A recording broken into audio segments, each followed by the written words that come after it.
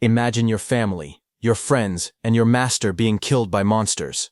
The world you live in is at the brink of destruction. Only you, the strongest warrior, are alive, but in very bad condition.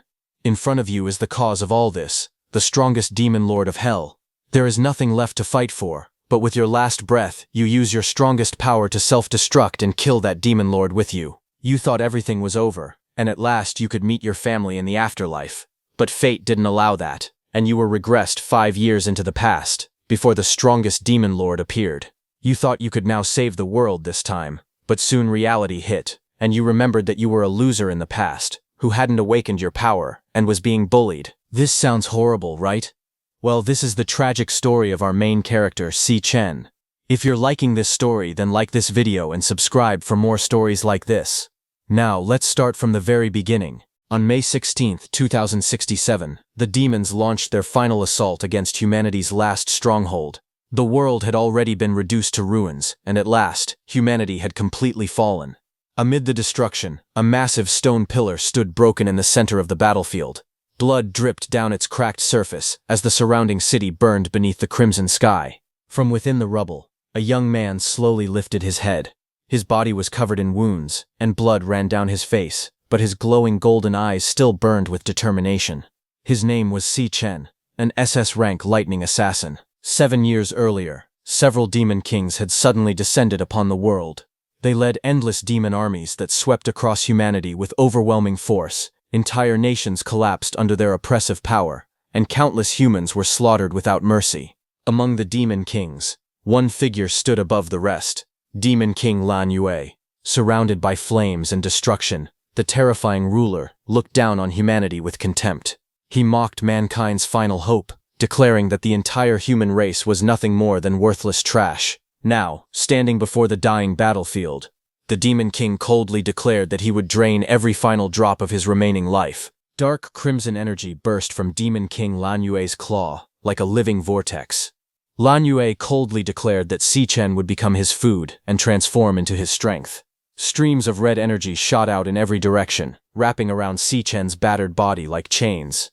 The violent power surged endlessly, threatening to consume everything around him. But suddenly, Si Chen's eyes widened. A single thought echoed through his mind.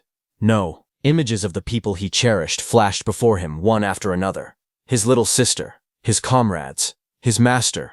Every precious person he had cared about had already been taken away by the demons. Blood ran down the corner of his mouth as lightning slowly began crackling around his body. If it was for the sake of the people he had lost, he refused to fall there. Golden lightning suddenly exploded from Si Chen's body. Si Chen glared directly at Demon King Lan Yue, and declared that if humanity was destined to fall, then he would drag the Demon King down with him. At that moment, he activated his SS-rank ultimate skill, Terminus Light. A massive sphere of radiant energy formed behind him like a miniature sun. Even Demon King Lan Yu was stunned. For the first time, fear appeared in his crimson eyes as he realized something was wrong. He tried to move, but his body would not respond. The lightning surrounding Si Chen had completely locked him in place. Bathed in endless light, Si Chen's expression became calm and emotionless. Lightning crawled across his face and body as memories slowly surfaced within his mind. Fragments of his past flashed before his eyes like shattered glass. He remembered his little sister, injured and trembling in the rain. Then another memory appeared, his master standing before him. Another memory flashed of his family's peaceful life long before the world fell apart. As the endless light swallowed everything around him, Si Chen quietly thought that perhaps he would finally see them again soon. But deep inside, regret still remained. He blamed himself for not being strong enough to protect the people he loved. Bathed in blinding lightning, Si Chen stared silently into the collapsing battlefield. If only he had been a little stronger, maybe things could have ended differently. Even as the overwhelming power of Terminus Light consumed the battlefield, Demon King Lan Yue still roared arrogantly, declaring that humans were nothing more than an inferior race. Yet his voice was gradually drowned out by the endless sea of light. At that moment, a single desperate wish filled Si Chen's heart. If only he could return to the past before that monster dungeon had ever been discovered. If only he could stop the very first Demon King from ever appearing in the human world. As that final thought echoed through his mind, the blinding light of Terminus Light expanded endlessly, swallowing the entire battlefield in pure white radiance. Everything around Si Chen began breaking apart beneath the overwhelming power. In that final moment, a painful thought echoed in his heart. If only he had been able to go back earlier, then maybe he would not have lost everything so quickly. But the next second, darkness suddenly consumed the endless light. Then faint rays of sunlight slowly appeared. Si Chen's eyes snapped open. His breathing was uneven as he stared blankly upward at the familiar ceiling above him. Warm sunlight poured quietly into the room, illuminating the small apartment. Confusion filled his expression as he slowly turned his head. He was lying on a bed. He sat up abruptly, staring around the room in disbelief. His golden eyes trembled slightly as an impossible realization appeared in his mind. He was alive. Si Chen slowly looked around the quiet room. Still unable to understand what was happening, he wondered where he was. He slowly walked toward the window and looked outside. The moment he saw the scene below, his eyes widened in shock. The campus medical hospital stood peacefully under the bright sky while students casually walked around, laughing and talking like normal people. Si Chen froze. The world was supposed to be destroyed. Humanity should have already fallen to the demons. Sweat slowly rolled down his face as he stared outside in disbelief. He could not understand where all these people had suddenly come from. It took him a long time to finally accept the truth. Somehow he had returned to the past, not just a few days or months earlier, but all the way back to his university days 10 years ago. As Si Chen stood there in shock, strange sounds suddenly echoed in his ears. A mysterious system-like voice appeared before him, and a glowing message floated in the air. The system announced that the fusion of the power of gluttony had been completed. Si Chen stared at the screen in disbelief. His breathing became heavier as countless memories rushed through his mind. He finally realized that he had truly gone back 10 years into the past. The date was May 16, 2157. His eyes trembled as he remembered something terrifying. This was exactly 3 years before the first Demon King appeared. 3 years later, in the year 2060, the first Demon King, Wrath, would descend upon the world. That monster would open the gates of hell and drag humanity into endless despair. Because of Wrath's appearance, more Demon Kings would soon follow one after another, turning the human world into a battlefield filled with death and destruction. The appearance of Wrath marked the true beginning of the end. From that moment onward, the world slowly fell into ruin, and Si Chen lost everything precious to him because of it. But now, everything was different. He had returned to the past. As Si Chen looked at his hands, determination filled his eyes. He realized that this was his only chance to change fate. If he could defeat the first Demon King, Wrath, before it fully appeared, then he could stop the gates of hell from opening. If that happened, the endless disasters and the arrival of the other Demon Kings could all be prevented. At that moment, the glowing system screen was still floating in front of him. It continuously displayed the message that the power of gluttony fusion had been completed. Si Chen frowned in confusion. Ever since he opened his eyes, that strange screen had remained in front of him, refusing to disappear. Si Chen stared at the strange screen floating in front of him. A status window appeared, showing his name and different stats like strength, speed, stamina, luck, element, and mental power. Every stat was set to 100. He was completely confused. The screen looked exactly like the status windows from video games. Si Chen wondered if those were his current abilities. In his previous life, he had never seen anything like this before. Back then, he only fought using the awakened powers he had gained naturally. In this world, only 1 out of every 10,000 people could awaken special abilities.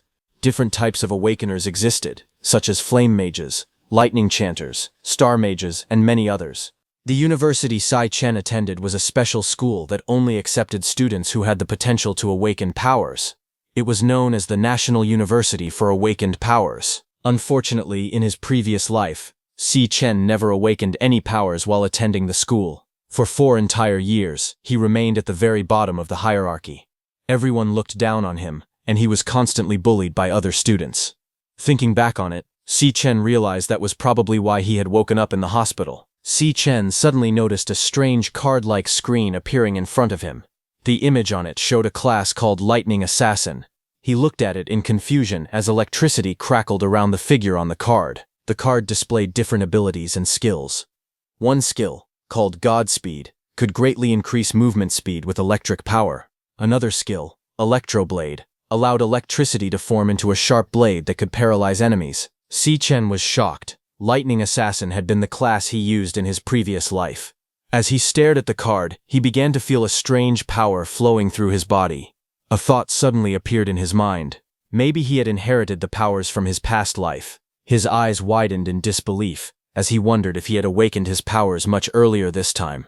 Wanting to confirm everything, Sai Chen decided to test his current powers. The strange screen reacted immediately, and the words "class change" appeared in front of him. At that moment, the room's door handle suddenly clicked from outside. The door opened, and a young man with glasses rushed inside. His name was Ma Long, and he was a flower chanter. He immediately shouted at Si Chen. Surprised to see him awake, Ma Long quickly ran over and grabbed Si Chen's shoulders, asking if he was all right. Si Chen calmly replied that he was fine, but at the same time he realized something important. The strange lightning assassin screen floating beside him could not be seen by other people. Ma Long stared at him in shock. He could not believe that all of Si Chen's injuries had completely disappeared overnight. Just yesterday, Si Chen had been beaten badly, yet now he looked perfectly healthy. Ma Long complained that he himself was the awakened one, so he should have recovered faster instead. Si Chen quietly looked at Ma Long and remembered who he was. Ma Long had been his college roommate in the past. Even though Ma Long had awakened powers during school, he was still considered weak compared to the stronger students. In Si Chen's previous life, Ma Long had been brutally killed on the third day of the Demon Lord's rampage. But now, Ma Long was standing alive right in front of him again. Si Chen could hardly believe it. At the same time, Ma Long looked closely at Si Chen and nervously wondered if he had somehow become stronger overnight. At that moment, Si Chen finally felt that everything was real. He had truly returned to the past. Suddenly, Ma Long remembered something important. He quickly shouted that the ranking test was tomorrow. Excited, he grabbed Si Chen and told him they needed to hurry back and prepare for it. Ma Long reminded him that even though he still had not awakened any powers, the ranking test was extremely important for graduation. Without waiting for an answer, he dragged Si Chen out of the room while repeatedly telling him to hurry up. As they walked outside, Si Chen looked around quietly. The campus was full of life. Students were everywhere, using their awakened powers. Some practiced magic, while others trained their physical abilities or played sports with enhanced strength. Seeing all those living people again made Si Chen feel strange and emotional. In his previous life, he had watched countless people die during the Demon Lord's disaster. It had been a very long time since he last saw such a peaceful and lively scene. Ma Long looked at him in confusion after hearing his strange words, unable to understand what he was talking about. Ma Long nervously suggested that they should just walk around the track instead of doing anything difficult. But Si Chen quietly looked ahead while thinking to himself. He had already lost everything once before. If he did nothing now, the same hopeless future would happen all over again. His eyes turned serious as he realized he needed to act quickly. He had to become stronger and rank up as soon as possible. In this era, awakened people could only grow stronger by hunting monsters near dungeons. Killing monsters was the only way to level up and gain power. However, almost every dungeon was controlled by powerful guilds. People without a guild had almost no chance of getting stronger or ranking up on their own. Si Chen looked at his current stats and wondered how they compared to the strength of other awakened people and monsters. To separate different power levels, the government had created a ranking system for both awakened humans and monsters. The ranks were divided from strongest to weakest. SES, A, B, C, D, and E. Most students stayed at E rank during their entire time in school. Only a few talented students, or those with strong guild connections, managed to rise to D rank. As Si Chen stared at his status screen, he tried to estimate his own rank based on the experience from his previous life, but he still wondered what grade people would give him if he were officially evaluated. Si Chen looked at Ma Long and quietly thought that his own rank would definitely be higher than his. Before Ma Long could understand what he meant, a ball suddenly flew toward him at incredible speed and smashed directly into his face. The impact sent him crashing to the ground in pain. It was a group of troublemakers sitting on the stairs that threw that ball. One of them greeted Si Chen and Ma Long with a mocking smile and commented that they had recovered pretty quickly. Ma Long's face immediately turned pale. He cursed under his breath and said that their luck was terrible because they had run into those guys again. The group looked at Si Chen and Ma Long with mocking smiles. One of them laughed and said that he had already told everyone those two could survive a beating. The bald man leaned back confidently and reminded them that this was the basketball court where he played. Then he arrogantly asked why they had not brought 2 cases of drinks for him. Ma Long froze in fear and quickly apologized. He bowed his head and nervously said that he would go buy the drinks right away. But Si Chen calmly stepped forward and stopped him. He told Ma Long that none of this was his fault. Then he coldly stared at the group and said that the ones who should be apologizing were them. Si Chen narrowed his eyes as he looked at the bald man. The moment he saw him, some of his old memories slowly returned. He immediately recognized him as the same bully from before. A few days ago, inside the locker room, the bald man continued his cruel actions. He grabbed Si Chen and repeatedly forced his head into a sink full of water. Si Chen struggled desperately, choking and gasping for air while the others stood around laughing. Seeing this, Ma Long became terrified. He begged them to stop and told them they had gone too far. The bald man only smiled. He asked why he should stop. According to him, he was simply helping Si Chen. He grabbed Si Chen's head again and pushed it into the water. He laughed and said that Si Chen still had not awakened his powers yet. Since that was the case, he might as well give him a little push to help him awaken. The bullies burst into laughter as they watched Si Chen struggle. After a while, one of them noticed that Si Chen had already passed out. Seeing that there was no more fun left, they decided to leave. One of them complained that the whole thing had become boring. As they walked away, Ma Long rushed over in panic. He knelt beside Si Chen and shook him, asking if he was okay. Water dripped from Si Chen's face as he slowly raised his head. A cold look appeared in his eyes, and he asked why they would never leave them alone. At that moment, Si Chen realized that pure evil did not only exist in the demon realm, it existed in the human world as well. Hearing Si Chen's voice, the bald bully suddenly paused and turned around. He thought he had heard Si Chen say something. Then he smirked and called out to his friends, telling them to keep playing with him. Now, in the present, Si Chen calmly told Ma Long that none of what had happened was his fault. He said the people who should be apologizing were the bullies. The bald man stopped and looked back in confusion. Ma Long was even more shocked. Sweat covered his face as he stared at Si Chen, asking what he was talking about. At that moment, the three bullies began activating their powers. Green energy wrapped around the bald leader's arms, while the others released their own auras as they stepped forward. Si Chen's red eyes narrowed as memories from his past life continued to return. The bald man's name was Gong Cheng. He was known for bullying weaker students.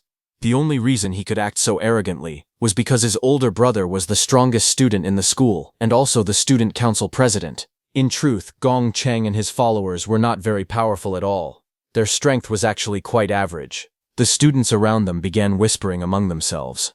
They laughed and pointed at the scene, saying that Gong Cheng was about to beat them up again.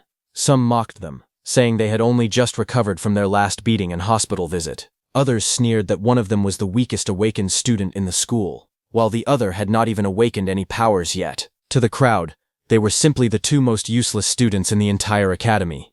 Gong Cheng stepped forward, his green energy-covered arm crackling as he looked down at Si Chen and asked what he had said. Si Chen stared at him with cold red eyes and calmly said that from now on, they should leave him and his friend alone. For a moment, Gong Cheng froze in surprise. The next second, a cruel smile appeared on his face. He declared that it seemed Si Chen still had not learned his lesson. According to him, Si Chen needed to be taught another one. Without hesitation, Gong Cheng swung his fist towards Si Chen, intending to beat him down once again in front of everyone. As Gong Cheng's fist rushed forward, Si Chen calmly raised his hand and blocked the punch with ease. Their fists collided with a heavy impact, but instead of being pushed back, Si Chen stood firmly in place, while Gong Cheng suddenly cried out in pain. He stumbled backward, clutching his arm as it trembled. The students watching were completely stunned. They stared with wide eyes, unable to believe what they had just seen. They wondered what had happened. Some of them shouted in shock, asking if Si Chen had really blocked Gong Cheng's punch. Others could not understand how it was possible, since Si Chen had not even awakened his powers yet. They questioned whether their eyes were playing tricks on them. Gong Cheng gritted his teeth and glared at Si Chen. He angrily shouted that a weakling who had not even awakened dared to challenge him, but Si Chen's expression did not change. He looked at Gong Cheng coldly and said it was perfect. Then he calmly declared that he would try something new on him. At that moment, lightning began to crackle around his hand. A screen-like message appeared before him, showing that his class change was loading. As soon as the class change was completed, lightning burst around Si Chen's body. A status panel appeared before him. He had successfully become a lightning assassin. His attributes increased dramatically. His strength reached 200, while his speed soared to 300. Stamina, luck, element, and mental power all stood at 100. The moment the transformation finished, electric arcs crackled around his fingers. Ma Long's eyes nearly popped out of their sockets. Stammering in shock, he asked when Si Chen had awakened. Si Chen glanced at Gong Cheng and signaled for him to come. Seeing that, Gong Cheng grew furious. He activated his skill, Immortal Demon Armor, as his body began to change. Dark, spiked armor rapidly covered his arms. With a furious roar, Gong Cheng shouted that Si Chen had forgotten the taste of his killer punch. His massive armored fist shot forward like a cannon, but before the attack could land, Si Chen disappeared in a flash of lightning. His speed was so fast that Gong Cheng could barely follow him with his eyes. A streak of yellow lightning flashed across the battlefield as Si Chen rushed straight toward him. Si Chen moved like a bolt of lightning. Before anyone could react, his fist slammed directly into Gong Cheng's face. A loud explosion echoed across the field as blood sprayed through the air. The powerful impact sent Gong Cheng flying backward. His massive body rolled across the ground several times before finally crashing to a stop. Everyone froze in shock. The spectators stared with wide eyes, unable to believe what they had just seen. They shouted in disbelief, wondering what had happened. No one could understand how Si Chen had managed to send Gong Cheng flying with a single punch. Ma Long was equally stunned. His mouth hung open as he stared at the scene before him. In the center of the field, Si Chen stood calmly with yellow lightning crackling around his body. The students looked at him as if they were seeing a completely different person. Some wondered if that was really Si Chen. Others questioned what was happening. Meanwhile, Gong Cheng slowly pushed himself off the ground. Blood dripped from his mouth as he glared at Si Chen. Breathing heavily, he cursed under his breath and said that Si Chen had caught him off guard. Then he turned toward his companions and angrily shouted, asking why they were just standing there and watching. The white-haired boy nearby was completely shaken. Sweat covered his face as he tried to speak, but the shocking scene had left him speechless. He could only stammer in disbelief while staring at the lightning-covered Si Chen.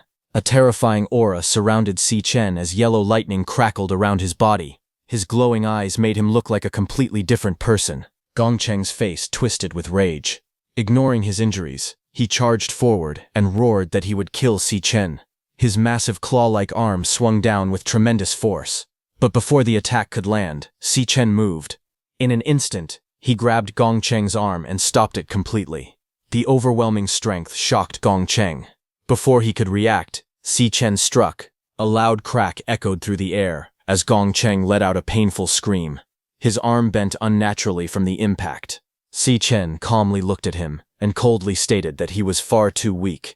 The next moment, lightning exploded around Si Chen's fist. He launched himself forward at incredible speed and unleashed a barrage of lightning-powered punches. Each strike landed with explosive force. Blood sprayed into the air as Gong Cheng was battered relentlessly. Si Chen's final lightning-powered strike exploded with incredible force. Gong Cheng's body was launched through the air before crashing heavily into the stadium wall.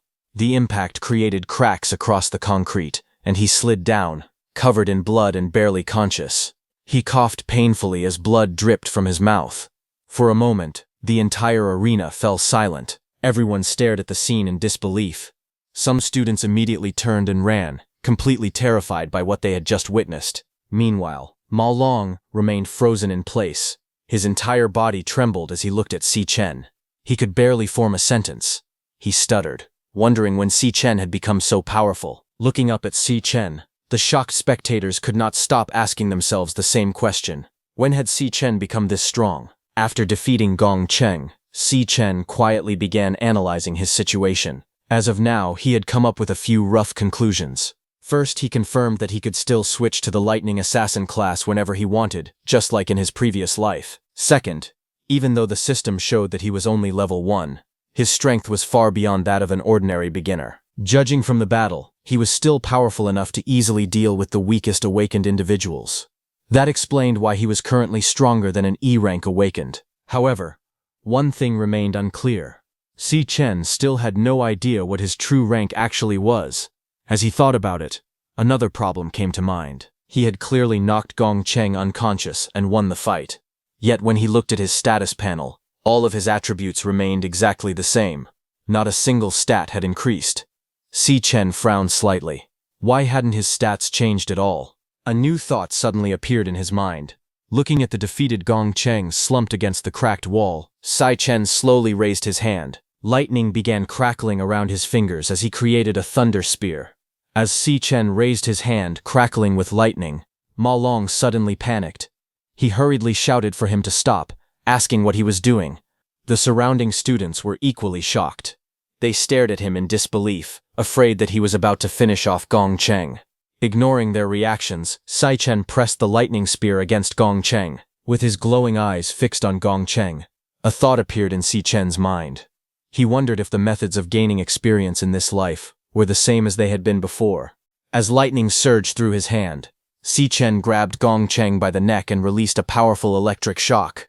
Just as he was about to continue his experiment, a calm voice suddenly interrupted him. A woman walked forward and reminded him that this was still a school. She smiled and pointed out that although Gong Cheng had started the trouble, he had already been punished enough. This woman was Ling Yu, the vice president of the student council. With a gentle smile, Ling Yu assured Si Chen that Gong Cheng would not bother him and Ma Long again. After hearing her words, Si Chen released Gong Cheng and let him fall to the ground. He glanced at Ling Yu thoughtfully. Sai Chen found it strange that the student council members were so eager to protect Gong Cheng. After all, he had never intended to kill him or seriously harm him. To Sai Chen, the whole situation felt suspicious, and he began to wonder why the student council cared so much about defending Gong Cheng. Si Chen watched Gong Cheng being carried away and felt satisfied with the result. He believed that if people like Gong Cheng were not intimidated properly, they would only continue causing trouble in the future. His plan had clearly worked. Nearby, Gong Cheng's underlings peeked out from behind a wall. Their faces were pale with fear. They whispered among themselves that Si Chen had looked terrifying during the fight. They agreed that it would be best not to provoke him again. Some of them could hardly believe what they had seen. They wondered if that powerful person was really Si Chen. After all, Si Chen and Ma Long had always been known as the weakest students in the entire school. Without paying attention to the rumors, Si Chen simply told Ma Long that it was time to leave. Ma Long hurried after him without hesitation. As they walked away, Ling Yu watched their backs with a faint smile. She quietly repeated the words, "the weakest losers," to herself, clearly finding the description amusing. Later that night, inside the men's dormitory, Ma Long was still trying to explain everything to the other students. Waving his arms excitedly, he insisted that Si Chen had truly awakened. He repeatedly told them that Si Chen was not only awakened, but had become an incredibly powerful lightning assassin. Ma Long excitedly told everyone that Si Chen had pinned Gong Cheng to the ground and beaten him badly. According to Ma Long, nobody would dare look down on them anymore after seeing that fight. One of their roommates listened with a bored expression. His name was Shang Zuo, an E-rank flame mage. After hearing the story, he simply asked where Si Chen was now. Ma Long hesitated for a moment before replying that Si Chen had gone out for a run. The moment Shang Zuo heard that, he grabbed Ma Long in disbelief. He shouted that it made no sense. If Si Chen was really that powerful, why would he need to go running? Since when did awakened people need to train like that? Watching the scene from his computer desk was another roommate, Shang Yu, an E-rank flower chanter. Shaking his head, Shang Yu commented that it looked like Ma Long had taken too many hits to the head. In the background, Shang Zuo continued trying to snap Ma Long back to reality. Finally, Shang Zuo pointed out what he believed was undeniable proof. He explained that there was a reason the four of them had been assigned to the same dormitory room. According to him, all four of them had received the worst test scores in the entire grade. To Shang Zuo, that was an irrefutable fact, making Ma Long's unbelievable story even harder to accept. Shang Zuo proudly continued his speech. He declared that he had ranked 4th from the bottom in the entire grade. To him, that made him the strongest person in their dorm room. A small flame appeared in his hand as he confidently explained that everyone could only awaken one class in their lifetime. Since the other two roommates were support-type chanters, he was the only combat class awakened person in the room. As an E-rank flame mage, Shang Zuo firmly believed that this was an unchangeable fact. He then scoffed at Ma Long's story. In his eyes, there was no way a loser like Si Chen could ever awaken as a powerful lightning assassin. At the same time, Shang Zuo boasted that he could feel himself growing stronger every day. He even believed he had a chance to join one of the Academy's elite clubs in the future. Shang Yu calmly reminded everyone that the final rank evaluation before graduation would take place the next day. When that happened, the truth would become clear. Meanwhile, inside the E-rank training den, a blazing portal filled with fire and energy stood in the darkness. At that moment, a figure slowly stepped out from the burning light, surrounded by a powerful aura. This man was Gong Ting, the president of the student council. Behind him stood Ling Yu, the vice president. The group had clearly just finished a harsh training session. Gong Ting glanced around and calmly announced that training was over for the day. As he turned to leave, he noticed someone still standing nearby. It was Gong Cheng. Despite the injuries covering his body and the bandages wrapped around him, Gong Cheng had remained there the entire time. Gong Ting looked at him and asked if he was still waiting there. Gong Ting clenched his fists in frustration. He complained that if something was not done soon, he would not be able to sleep at night. With a face full of resentment, he reminded Gong Ting that Si Chen had humiliated him in front of everyone. As Gong Ting's younger brother, he felt deeply embarrassed. He angrily added that Si Chen clearly had no respect for the student council president. Gong Ting remained calm. After listening quietly, he simply replied that he already knew. Gong Ting was stunned by the indifferent response. Then Gong Ting's golden eyes narrowed slightly as he looked ahead. In a calm but confident voice, he stated that he would take care of the matter himself. Inside a luxurious room, Gong Ting sat calmly at a dining table, while Ling Yu sat across from him. She asked how he planned to deal with the incident involving Si Chen. Gong Ting showed little concern. He simply replied that Gong Cheng had been defeated because he was weaker. There was nothing more to it than that. After a moment, Gong Ting asked whether Si Chen was really as strong as his younger brother claimed. Ling Yu smiled slightly. She reminded him that he knew the ranks and abilities of every student in the academy better than anyone. She explained that there were fewer than 10 D-rank students in the entire school, and every one of them had already been recruited into Gong Ting's club. On top of that, ordinary students did not have the same opportunities to enter monster dungeons and gain resources like Gong Ting did. Without those opportunities, average awakeners had almost no way to grow stronger quickly. Ling Yu confidently stated that none of those mediocre awakeners should be able to catch up to him. At the same time, heavy rain poured down over the academy grounds. In the middle of the storm, Si Chen continued running alone through the rain. A heavy 100-kilogram load was strapped to his body as he pushed himself through a grueling 20-kilometer run. Si Chen continued training under the heavy rain. He knew that basic training was the foundation of all strength. An awakener's potential was closely tied to the condition of their body. Only a powerful physique could endure and fully unleash the true power of a class. On his shoulders, Si Chen carried 2 massive 50-kilogram weights while running. Yet even after pushing himself this hard, he felt it was still not enough. As the rain poured down, memories from the future surfaced in his mind.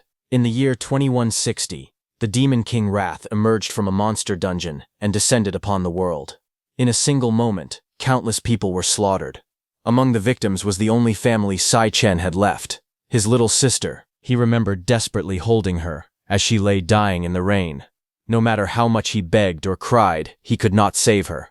She had died at Wrath's hands. Wrath did not stop there. The Demon King threw open the gates of hell, allowing the other Demon Kings to invade the human world. Humanity was pushed to the brink of destruction. Thinking about that nightmare, Si Chen's eyes filled with determination. His current training, no matter how difficult, was still far from enough. He had only one goal for now. His first objective was simple. He would kill Wrath. Wrath was the one who had started the end of the world. Si Chen knew exactly how terrifying that future would become if nothing changed. Looking ahead, he reminded himself that he still had 3 years before Wrath's descent. But while those 3 years sounded long, he knew they would pass quickly. At that very moment, Wrath was likely growing stronger somewhere in the world. If he wanted to stop the Demon King, he would have to grow even faster. As Si Chen continued running, a sudden buzzing sound came from his phone. His expression immediately changed. The screen lit up, showing an incoming call. It was from Si Yun. Seeing his little sister's name appear on the screen made his heart skip a beat. Without hesitation, Si Chen answered the call. Holding the phone to his ear while standing in the pouring rain, he spoke nervously. "Hello?" he asked, waiting for his sister's voice on the other end. Standing alone in the rain, Si Chen finally heard a familiar voice from the other side of the call. His sister excitedly asked why Si Chen had called her so many times that day. She explained that she had been participating in a competition, and her phone had run out of battery. She had only just returned to the dormitory and plugged it in. Then she laughed and told him some good news. If she won the competition, they would finally be able to pay off all their overdue rent. Hearing those words, Sai Chen fell silent. In that ruined future, he had prayed countless times for a miracle.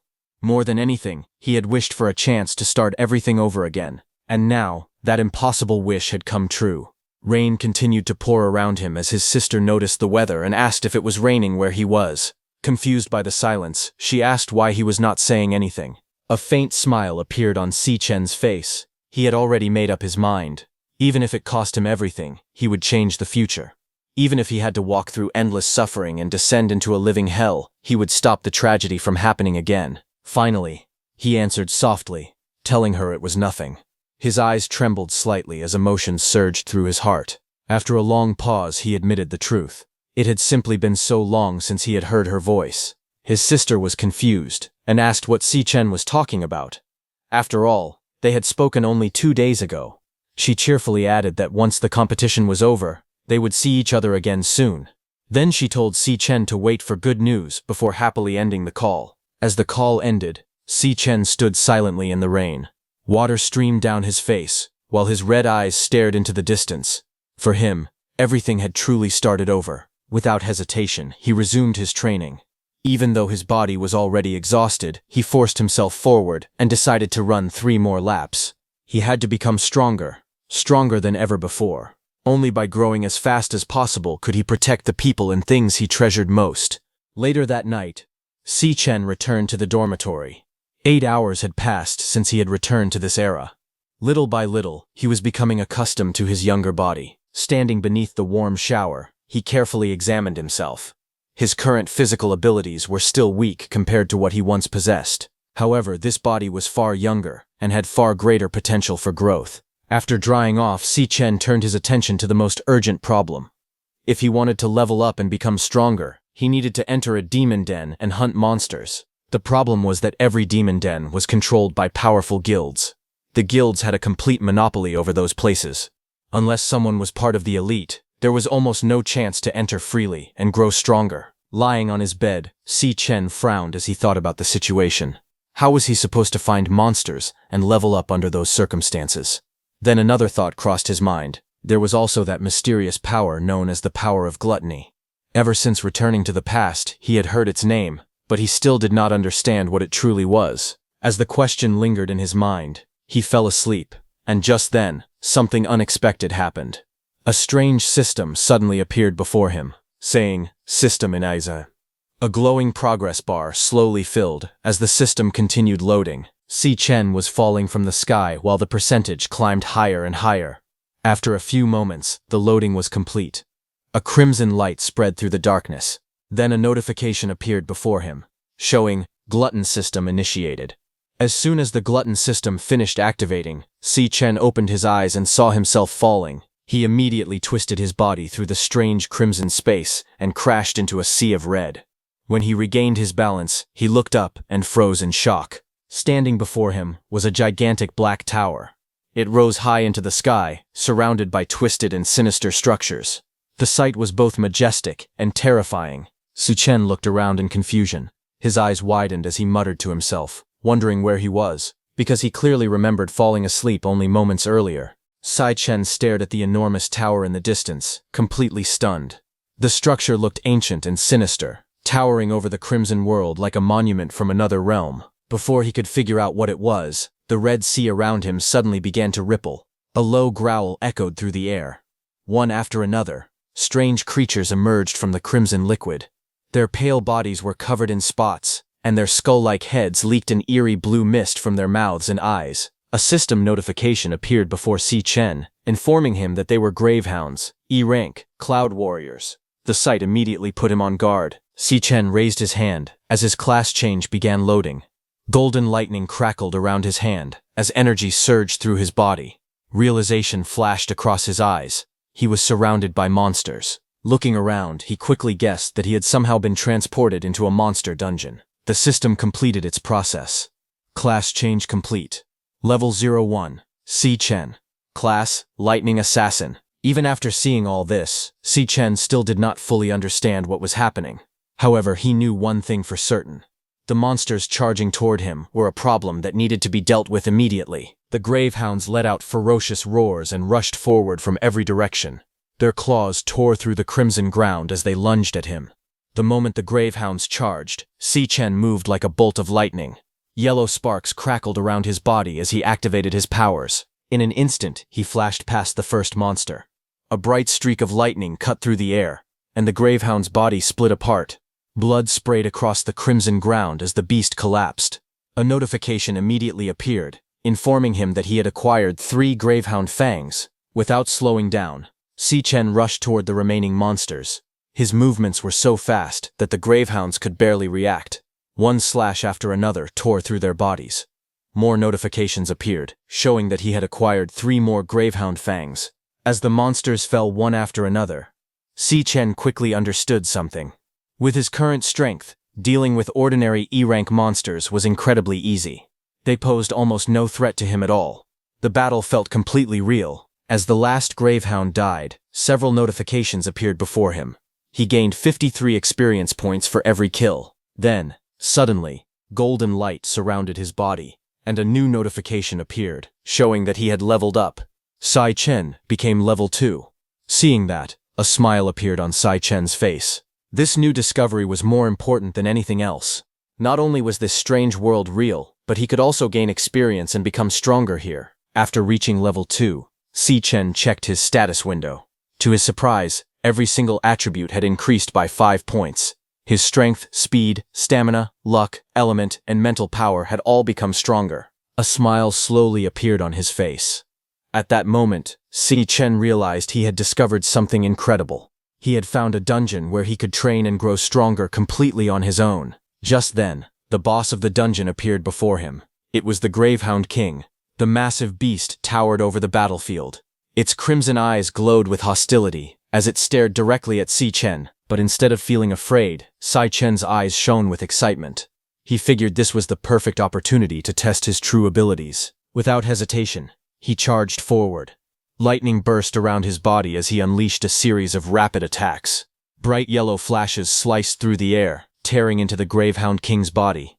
The giant monster roared in pain as blood sprayed across the battlefield. A notification appeared, showing that he had gained 320 experience points. Golden light immediately surrounded Si-Chen as he leveled up again. Si-Chen became level 3. A victory screen appeared before him. As a reward, he obtained 18 Gravehound Fangs and 1 Gravehound Crystal. After defeating the Gravehound King, Si-Chen checked his status once again. He quickly noticed something important. Boss monsters granted far more experience than ordinary monsters of the same rank. In such a short amount of time, he had already gained 2 entire levels. As he stood there, a strange red notification suddenly appeared before him, displaying a single word, Devour. Si-Chen frowned. He had never seen this command before. His eyes widened in surprise. Looking at the dead Gravehound King's body, he wondered what exactly the system meant by Devour. Then a thought suddenly crossed his mind. Could it be? Before he could finish thinking, a brilliant red light burst from his hand. The glowing energy flowed directly into his body. Si-Chen stared at the light in shock. Only then did Si-Chen truly understand what the power of gluttony meant. As the power of gluttony activated, crimson energy erupted from the Gravehound King's corpse. The monster's body began to break apart, while streams of red light rushed towards Si-Chen. A glowing progress bar appeared before him, showing the devouring progress. The energy continued flowing into his body until the process was finally complete. Then a notification appeared, showing devouring completed. To Si-Chen's shock, the Gravehound King did not simply disappear. Instead, it transformed into a strange card floating before him. The card displayed the Gravehound King's information, including its class, attributes, and special ability. It had Frosty Physique. The ability granted immunity to cold and increased resistance in low-temperature environments. Si-Chen stared at the card in disbelief. His heart began racing as a shocking realization struck him. The power of gluttony was far more terrifying than he had imagined. After killing an enemy, he could devour it and turn it into one of his own classes. The thought left him completely stunned. But suddenly, Si-Chen's eyes widened as a new realization struck him. As he remembered the lightning coming out of his hand, he recalled seeing the Demon King's hand shining in the same way. Then there was the way he absorbed the monster's body. This reminded him of the Demon King as well. The scene looked exactly like the power once possessed by the Demon King, Lane Yue. Si Chen's eyes widened in disbelief. The ability known as the power of gluttony, which had originally belonged to the Demon King, had somehow become his. The realization left him stunned. In this world, every awakened person could only possess a single class. Different classes had their own strengths and weaknesses, but that rule had never changed. A flame warrior could not become a star mage. A lightning assassin could not become a cloud warrior. Everyone was restricted to one path for their entire life. But Si Chen was different. Looking at the newly obtained Gravehound King card and his original Lightning Assassin card, he finally understood what the power of gluttony truly meant. While everyone else could only follow one path, Si Chen could possess multiple classes at the same time. Si Chen's heart began to race. If he could devour one monster and obtain its class, then what would happen if he devoured even more? A shocking thought appeared in his mind. If there was no limit to the monsters he could absorb, then he could potentially obtain an endless number of classes. The idea was so unbelievable that even he found it difficult to accept. However, that only created even more questions. Why had he been given such a terrifying power in the first place? And what exactly was the mysterious magic tower standing behind him? As Si Chen stared at the towering structure, trying to understand its secrets, a sudden rumble echoed through the area. The entire world trembled violently. Without warning, an overwhelming pressure descended from above. Si Chen's body instantly stiffened. Cold sweat ran down his face as his instincts screamed danger. The crushing aura was so powerful that it felt as though it could destroy everything around him. His expression turned serious as he struggled to endure the pressure. Then a terrifying voice suddenly echoed through the strange world. It calmly told Si Chen that he had finally arrived. The voice added that it had been waiting for him for a very long time. A hooded figure slowly appeared before him. The being stood surrounded by dark energy, holding a massive purple sword. Even stranger, it spoke Si Chen's name as if it had known him all along. At that moment, Si Chen immediately understood the danger he was facing. The government classified both awakeners and monsters according to their combat power. From weakest to strongest, the ranks were E, D, C, B, A, and S. The terrifying figure standing before him was no ordinary monster. Si Chen gritted his teeth and quickly moved, barely avoiding the devastating attacks that tore through the Crimson World. His breathing became heavy as he recalled his previous life. Back then, he had risked his life countless times just to reach S rank. But now, after his regression, his current strength was only around D rank. The difference between them was simply too great. The monster standing before him was an S rank boss. Si Chen could clearly feel the overwhelming gap between them. The enemy surpassed him in every single attribute. Whether it was strength, speed, stamina, or combat power, the boss completely outclassed him. Si Chen wondered what kind of monster dungeon this place was. More importantly, he could not believe that an S-rank monster existed here. His mind was filled with questions. How did that monster know his name? The battle continued without pause. Si Chen and the hooded monster exchanged dozens of attacks. Again and again, they clashed across the battlefield. Yet something felt strange. The monster had countless opportunities to kill him. With its overwhelming strength, ending his life would have been effortless. But every attack avoided his vital points. Instead of killing him, the monster simply knocked him down over and over again. A powerful slash suddenly struck him and sent him flying backward. Pain exploded through his body as he crashed heavily onto the ground. Struggling to breathe, Si Chen slowly pushed himself up. His body was covered in injuries, and every movement felt painful. At that moment, the monster calmly approached him. Beneath the hood, its terrifying face became visible. A cold voice echoed through the Crimson World as it asked whether he was still struggling. Si Chen wiped the blood from the corner of his mouth and finally understood the monster's true intention. The creature did not want to kill him. It wanted him to submit. The hooded monster stood before the towering structure and calmly spoke. It told Si Chen to think carefully about the offer it was about to make. It asked whether he would stay there and guard the Tower of Darkness by its side. The monster added that opportunities like this did not come often. But Si Chen's answer was immediate. No matter what happened, there was no way he would remain trapped in that hellish place. The moment those words left his mouth, a terrifying slash flashed through the air. A purple blade cut straight across his body. Blood exploded outward as Si Chen's eyes widened in shock. The attack had struck him before he could even react. The monster slowly lowered its weapon and looked at him coldly. It asked if he truly believed it would not kill him. Then it revealed the reason for its patience. The creature said that it had only tolerated him for so long because he was the first and only person who had ever managed to reach that place. Purple energy suddenly burst from the dead monster on the ground. Strange flames and lightning-like currents spread through the crimson world as the hooded monster released even more of its terrifying power. The creature looked at Si Chen and said it would ask him one last time. At the same time, its strength and stamina continued to rise. The entire area shook violently. Massive rocks floated into the air as its overwhelming aura crushed everything around it. Then the monster gave Si Chen a final choice. He could stay there and serve by its side, or he could be completely destroyed. Facing the impossible pressure, Si Chen remained silent for a moment.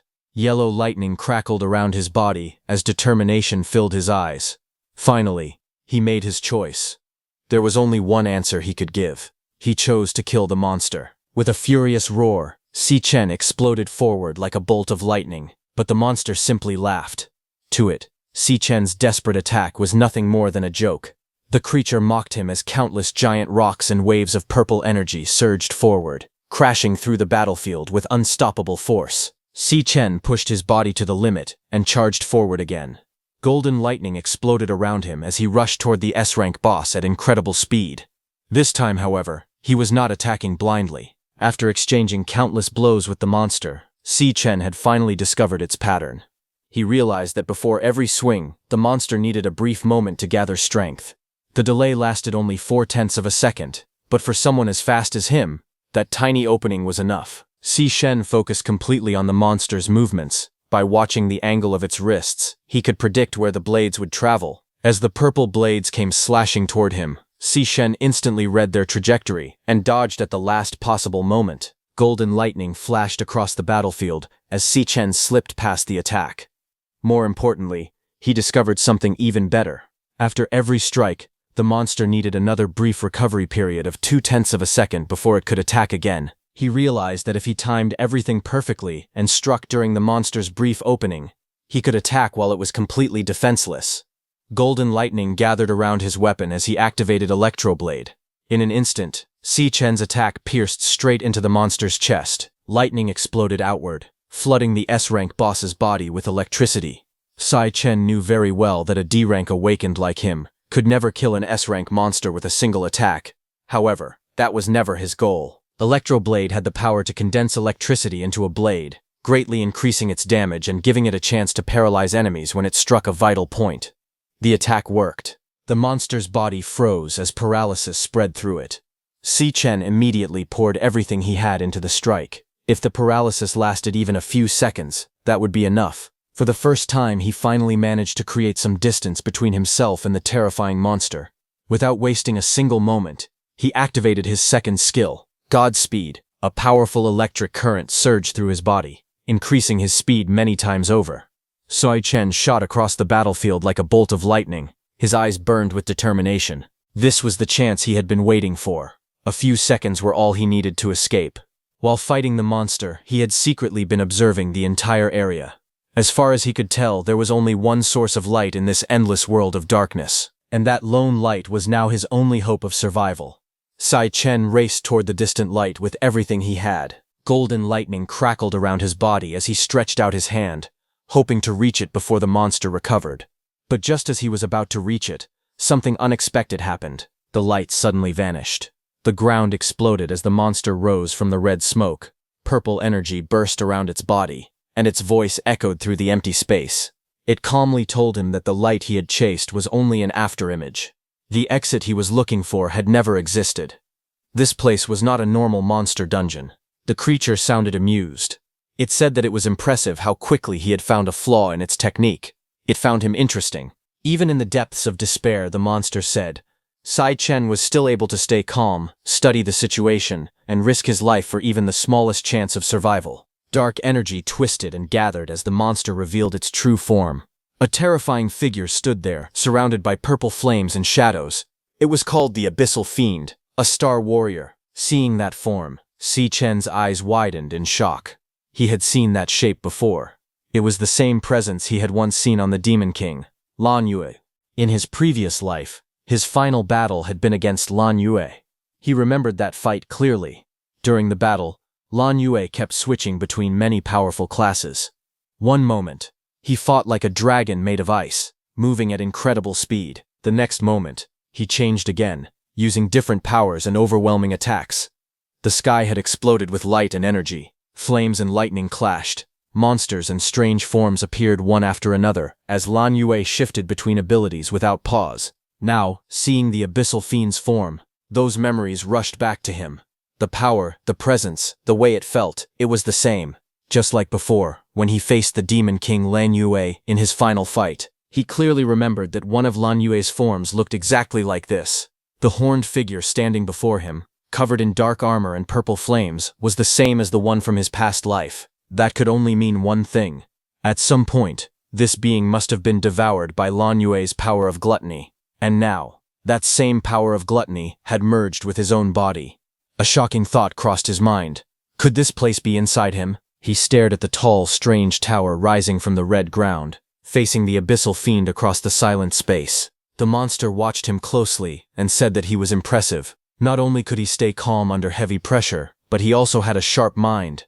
It declared that he had proven himself worthy of everything in this place. Si Chen was shocked when the demon said that everything here belonged to him. Then a golden key appeared in the air. It shone brightly. It was called the Time Rift Key. It was an SS rank item. It was the only key that could open the gates of the Tower of Darkness. The demon explained that this was the key to the Tower of Darkness. He then said that Lan Yue had devoured countless vicious demons. The strongest among them were sealed inside that tower. The demon told him to devour them and grow stronger. He said that Si Chen should turn all of them into his own strength. As he passed the key to Si Chen, a system message appeared, saying that he had acquired one Time Rift key. Holding the shining key in his hand, Si Chen looked confused and asked why the demon was doing all this. He asked why the demon was even helping him. The demon answered calmly. He said that even among demons, there were differences in morality. He then revealed the truth. The Demon Kings had slaughtered his entire clan because of their own greed. The demon said that he had been waiting a long time for a chance to take revenge on the Demon Kings. He felt lucky that this chance had finally come. He said that the Demon King was right. Si Chen was the only hope, the only one who had a real chance to succeed. Hearing this, Si Chen looked confused and asked who he was talking about. The demon did not answer directly. Instead, he said that all the answers were inside the Tower of Darkness. He told Si Chen to go there and find the truth for himself. Then the demon told him to take his powers and seek revenge against the Demon Kings.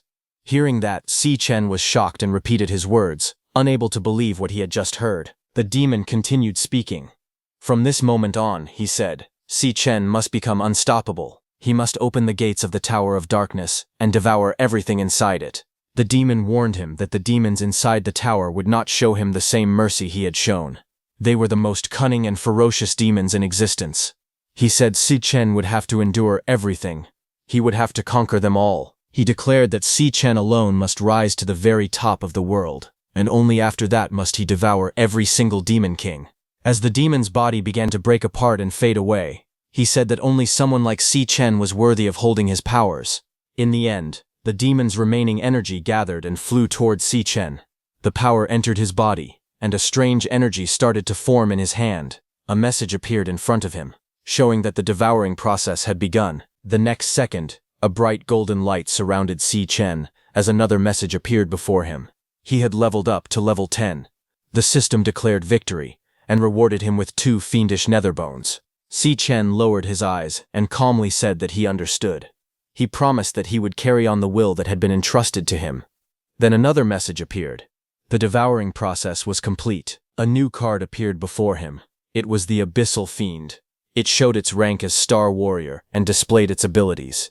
It could absorb stamina and strength from nearby corpses to increase its own power. It could also control gravity in 3 stages to crush its enemies. Si Chen raised his hand and swore that he would make them pay with their blood. The next second, everything turned black.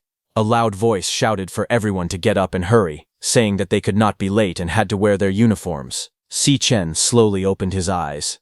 He found himself lying in his dorm room bed. Looking around in confusion, he realized that he was back in the dorm room. Si Chen looked down at his body and pulled his shirt aside. He was shocked to see that all his wounds were completely healed. He wondered if everything that had happened was just a dream. But then his system screen appeared. It clearly showed his name, Si Chen, and that he was level 10. All his stats, strength, speed, stamina, luck, element and mental, were at 150. He also saw the skill cards and items he had gained, including the Abyssal Fiend, that proved it was not a dream. Everything had really happened. He realized that he had reached level 10 in just one night. He began to wonder what rank that would place him in. At that moment, Shang Zuo called out to him. He leaned over and joked that someone had been bragging about how strong Si Chen had become last night. He teased him, asking if he was trying to take his spot as the top dog in the dorm. Then he urged him to hurry up, saying that the rank assessments were about to start. He wanted to see how good Si Chen really was. Hearing that, Si Chen just looked at him with calm red eyes. Outside, Shang Zuo confidently ate his bread and explained that even though everyone in their dorm was E rank, each rank was divided into 3 tiers: low, mid, and high. He proudly said that the others were just low-tier E rankers, while he was a mid-tier E ranker. He added that there was a huge power gap between each tier. Because of that, he claimed he could easily defeat 10 of them at once. He even bragged that since he had not been tested in 2 years, his rank might have increased again. Si Chen walked behind him silently with the others, saying nothing. Then Ma Long told Si Chen that when it was his turn he should go all out. He suggested that if Si Chen managed to reach D rank, it would shock everyone. Si Chen lowered his eyes slightly and repeated the words in his mind. A D rank was not a big deal to him. Soon they arrived at the assessment area. The sound of chatter filled the air as students gathered outside. Sang Zui looked around in shock and said he could not believe that everyone was already there. On the big screen in front of the school building, it read, National Awakener University Ranking Assessment Ceremony. But suddenly, noise came from the side. Some students were being pushed around near the entrance. A silver-haired boy forced his way forward, telling others not to touch him and to get out of the way. Someone gasped and said those were Gong Cheng's minions. Another student whispered that they should stay away from them. The silver-haired boy walked in with a dark expression, his eyes cold and threatening. Seeing him, Shang Zuo froze in fear and realized they were looking at them. He was scared of being beaten again, but this time, Si Chen stood quietly behind them, calm and silent, looking at the silver-haired man. 2 of Gong Cheng's men froze in shock when they saw Si Chen. Their faces turned pale and were covered in sweat. One of them tried to speak, but his voice trembled. Then they both quickly bowed and shouted respectfully, calling him Si Chen, Sir. Shang Zuo and Shang Yu were stunned. They could not believe what they were seeing. The same men who had been acting so arrogant just moments ago were now extremely polite to Si Chen. Shang Zuo wondered why they were being so respectful to him. Ma Long crossed his arms proudly and told them that he had really been telling the truth. Meanwhile, Si Chen did not react much. He simply turned and walked away calmly, as if nothing had happened. But then, from behind him, someone called out loudly. Si Chen slowly lifted his eyes, his red gaze sharp and steady. A tall man with gray hair and a relaxed smile stepped forward. He said he had heard that someone had gotten into a fight with Gong Cheng yesterday. His name was Cheng Di, a student council officer. He looked at Si Chen and asked if he knew that Gong Cheng was the younger brother of their great student council president, Gong Ting. Shang Zuo and the others were shocked. They whispered that it was really Cheng Di from the student council. They knew that he was not only the president's loyal follower, but also a powerful D ranker. Shang Zuo began to sweat and wondered what someone like Cheng Di could possibly want with Si Chen. He also felt that something about the situation seemed strange. Cheng Di leaned closer to Si Chen with a smile. He said he had an excellent sense of smell and could always detect the scent of a true powerhouse. But after staring at Si Chen for a moment, his smile twisted. He said that all he could smell from him was the stench of a loser outcast who would never amount to anything. Hearing that, Si Chen leaned forward and asked Chan Di if he was a dog or something. Chan Di's face twisted in anger. He shouted, asking what Si Chen had just said, but before things could escalate further, a cold voice ordered him to stop. It was the student council president, Gong Ting. He walked forward with a calm and steady expression. He said that he had already thoroughly investigated the incident and determined that Gong Cheng was the one at fault. He added that it was only fair for Gong Cheng to face the consequences of his actions. Cheng Di immediately backed down and agreed respectfully, calling him president. But before leaving, Gong Ting looked at Si Chen silently for a moment, his golden eyes serious and unreadable. Si Chen also looked at him, his red eyes remaining calm and indifferent. Just then, an announcement echoed across the campus. The speaker asked for everyone's attention and declared that the assessments were about to begin. The students were informed that the evaluations would be conducted in the order of their student ID numbers. Each person was instructed to proceed to the stage in an orderly manner when their name was called. Gong Ting turned and said that it was time to go, adding that they should prepare for the ranking assessments. Inwardly, he thought that Si Chen did not seem like much of a threat. Behind him, Changdi grinned and responded cheerfully that he understood. From above, inside a high-rise building overlooking the campus, a woman was watching everything unfold.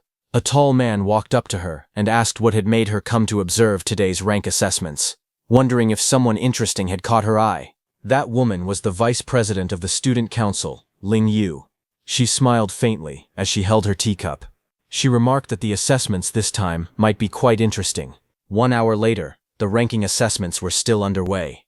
An announcement rang out, stating that the next student up for the rank assessment was Xiang Zuo. His name appeared on the large screen along with his profile. From the crowd, Ma Feng shouted encouragement, telling him that he had this. Xiang Zuo stepped forward with a determined grin. He declared that it was time to see how strong he really was. He entered the specially designed monster dungeon where the assessments were conducted individually. Inside the artificial dungeon, a magical core pulsed steadily, cables stretching from it in all directions as it absorbed energy. The air hummed with a deep, rhythmic thump. The rules were simple. The Awakener had to unleash their full energy toward the magical core. With a fierce shout, Xiang Zuo gathered his power between his hands and released it in a blazing burst toward the core. Xiang Zuo's attack struck the magical core with a deafening boom. The entire artificial dungeon trembled as the core absorbed the blazing energy. It pulsed violently, cables twitching and vibrating as waves of power surged through them. A low buzzing sound filled the chamber as the magical core transmitted the energy readings through the cables to the external equipment. Outside, the machinery lit up and began processing the data. The system hummed steadily. Finally, the results were digitally displayed on the large screen. Shang Guzor's name appeared, and beside it, his rank was revealed. E rank, mid-tier. The recording was declared complete. One of the staff members noticed that the rest of the data had not appeared yet, and questioned it. In the crowd, Ma Feng clenched his fists, saying it was coming. Excitement rippled through him, and he shouted that the main event was about to begin. Beside them, Si Chen stood quietly, his red eyes fixed calmly on the screen.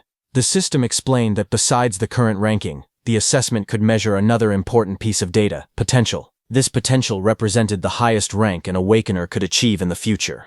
Awakeners with high potential were more likely to receive attention from the government. The final result was displayed. Xiang Zuo's current rank was E rank, mid-tier. His maximum potential was C rank. Standing outside, he sighed in disappointment. He said that his rank had not improved at all in the past 2 years. He had truly hoped to reach D rank. An announcement called for the next student to step up for the rank assessment. Nearby, Ma Feng and Xiang Yu tried to comfort Xiang Zu, telling him not to worry and saying they would probably do even worse. Ma Feng added that he was not the only one who would fail to reach D rank and that they would all be in the same situation. Their results were also out.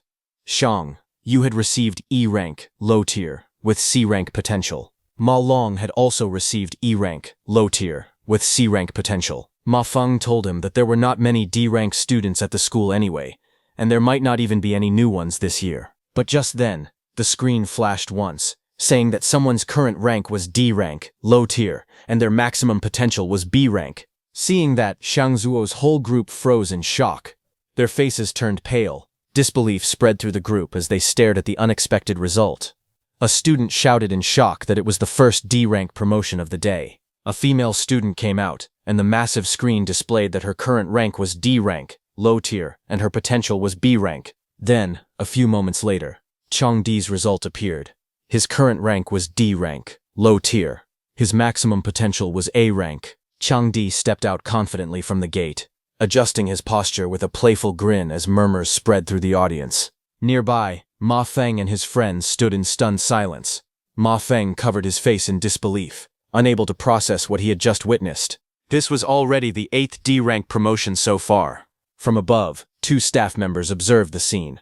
One admitted that he could not believe there were so many talented D-ranks this year. The other agreed, explaining that even low-tier D-ranks were impressive for students with no combat experience. Typically, only 2 or 3 students reach D-rank each year. If things continued at this pace, this year's ranking assessment would truly become a spectacle. The announcement for the next student up for the rank assessment echoed. It was Gong Ting. He stepped forward calmly, adjusting his tie, his expression steady and composed as the crowd waited in anticipation. Someone from the crowd shouted in excitement that it was finally Gong Ting's turn. Whispers quickly spread among the students. They recognized him immediately. He was the student council president and also the heir to the Imperial Guild. Many called him the Chosen One, a man with countless titles under his belt. Standing calmly among the crowd, Si Chen looked at Gong Ting with no visible reaction. His expression remained steady. As the large screen displayed Gong Ting's name, rumors circulated that he had already obtained a D rank during his ranking assessment 2 years ago. This year, the highest promotion achieved so far had only been D rank, low tier. In the entire history of the school, the highest rank ever recorded was D rank, mid-tier. Because of that, no one could predict what rank he would reach. Inside the assessment chamber, that strange organic device hung in the darkness. Wires and tubes extended from it in every direction. Its single eye slowly opened, glowing faintly. Gong Ting stepped forward without hesitation. He reached out his hand toward the machine. In his mind, he remained clear and composed. Only by revealing his full strength during the graduation battle examination would he be able to leave the greatest impression. For now, he needed to restrain himself and hold back part of his power. Even while holding back, he was certain that he would still remain the top student in the entire school. A faint buzzing sound filled the air as the assessment system activated. The screen began to fluctuate, showing unstable readings under rank and potential. One of the instructors stared at the display, sweat forming on his forehead. He noticed the unusual color appearing in the results and muttered in shock. The screen finally stabilized. It showed that his current rank was D rank, high tier, and his potential rank was S rank. Seeing that, the entire venue fell silent for a moment. Then the realization struck. The student council president had reached D rank, high tier. Not only that, he possessed the potential of an S rank. The crowd erupted into chaos. Shouts and screams filled the air as students struggled to process what they had just witnessed. Some could not believe their eyes. He had become the first person in the school's history to achieve such a result. Gong Ting's supporters' voices rang out in excitement and admiration. They proudly declared that this was their president. They cheered for him loudly, chanting for him to live long as the undisputed leader of the school. The crowd was still in shock. Ma Feng stared at the screen in disbelief, whispering that someone from their school actually possessed the potential of an S rank. He could hardly believe what he had just witnessed. To him, this moment felt historic. Of everyone in the crowd, only Si Chen was standing silently, completely unimpressed by Gong Ting's result. The instructors quickly confirmed the results. Gong Ting had achieved D rank, high tier, with the potential of an S rank. One of the staff members asked whether they should report this directly to the higher authorities. Without hesitation, the response came that they absolutely should. An awakener with S-rank potential was internationally recognized as a rare treasure. Such individuals were guaranteed special attention and protection from the government. And with Gong Ting also being the heir to the Imperial Guild, it was certain that this news would dominate national headlines. The final results were displayed clearly. Gong Ting's current grade D rank, high tier, potential, S rank. From high above, the man standing beside Vice President Ling Yu remarked that this year's assessment had uncovered an incredible number of talents. This man was Yuan Long, the headmaster of the National Awakener University. He turned his gaze thoughtfully and said that Ling Yu must have already known about Gong Ting's S-rank potential. That was likely why she had come in person to watch. Ling Yu replied that she had not known about Gong Ting's S-rank potential. She added that she had not come solely for him. The headmaster responded with mild surprise, asking what she meant. With a faint smile, she continued that compared to Gong Ting, there was someone else whose results interested her even more. Meanwhile, among the crowd of students, Si Chen stood quietly with his head lowered, his expression unreadable. The announcer's voice rang out clearly, declaring that the next student up for the rank assessment was Si Chen. As his name echoed through the area, Si Chen slowly lifted his gaze, his red eyes sharp and calm. As Si Chen's name was called, Chen Di walked up to him with a mocking grin, calling him a loser. He told Si Chen to make sure his dorm looked presentable. He laughed and said that when Si Chen's results came out, they had better not show another low-tier E rank. Chang Di continued mocking him, saying that if all 4 members of their dorm ended up as E-rank losers, they would become the biggest joke in the entire school. He pointed out the results of Si Chen's dormmates. Shangzuo had been rated E-rank mid-tier with C-rank potential, while Shang Yu and Ma Long had both received E-rank low-tier with C-rank potential. According to him, a group like theirs would only embarrass themselves if they showed up for the graduation combat examination. Hearing those insults, Ma Long could not stay quiet. He shouted angrily and told Chang Di to just wait and see. He declared that Si Chen would definitely prove him wrong and make him regret those words. Soon, everyone's attention shifted to the assessment platform. Si Chen stepped forward and entered the glowing assessment gate. His name immediately appeared on the large screen as the examination began. From the crowd, Shang Zuo stared at him nervously and wondered whether Si Chen could really pull it off. As Si Chen entered the assessment space, he found himself standing before a strange machine. At its center was that creature connected to countless cables. The creature suddenly opened its single eye and stared directly at him. Si Chen remained calm. His red eyes glowed faintly as he reached out toward the machine. At that moment, he thought about the future that awaited every awakener. In this era, the best way for an awakener to secure a successful future was to join one of the powerful high-ranking guilds. For most students, the only opportunity to prove their strength to those elite guilds came during the graduation combat examination. It was the most important event of their school years and determined many of their future opportunities. The graduation combat examination was organized around teams of 10 members. Students were free to choose their own teammates and form squads however they wished. The team that ultimately claimed first place would receive a prize beyond ordinary imagination. Every member of the winning team would be directly recruited by the nation's most prestigious organization, the Imperial Guild. The ranking assessments were not only meant to help awakeners discover their ranks, they also served a much more important purpose: helping students find teammates for the graduation combat examination. Because of this system, students quickly gathered around the strongest people. Chang Di excitedly introduced Yan Lin, proudly announcing that he was a newly promoted low-tier D-rank awakener. The group was thrilled, believing that with him joining, their 10-person team was finally complete. They boasted that all 9 of the newly promoted D-rank students were already on their team. Once Gong Cheng joined as the 10th member, they were certain they would take first place in the graduation combat examination. This method made it easy for the strongest team to form.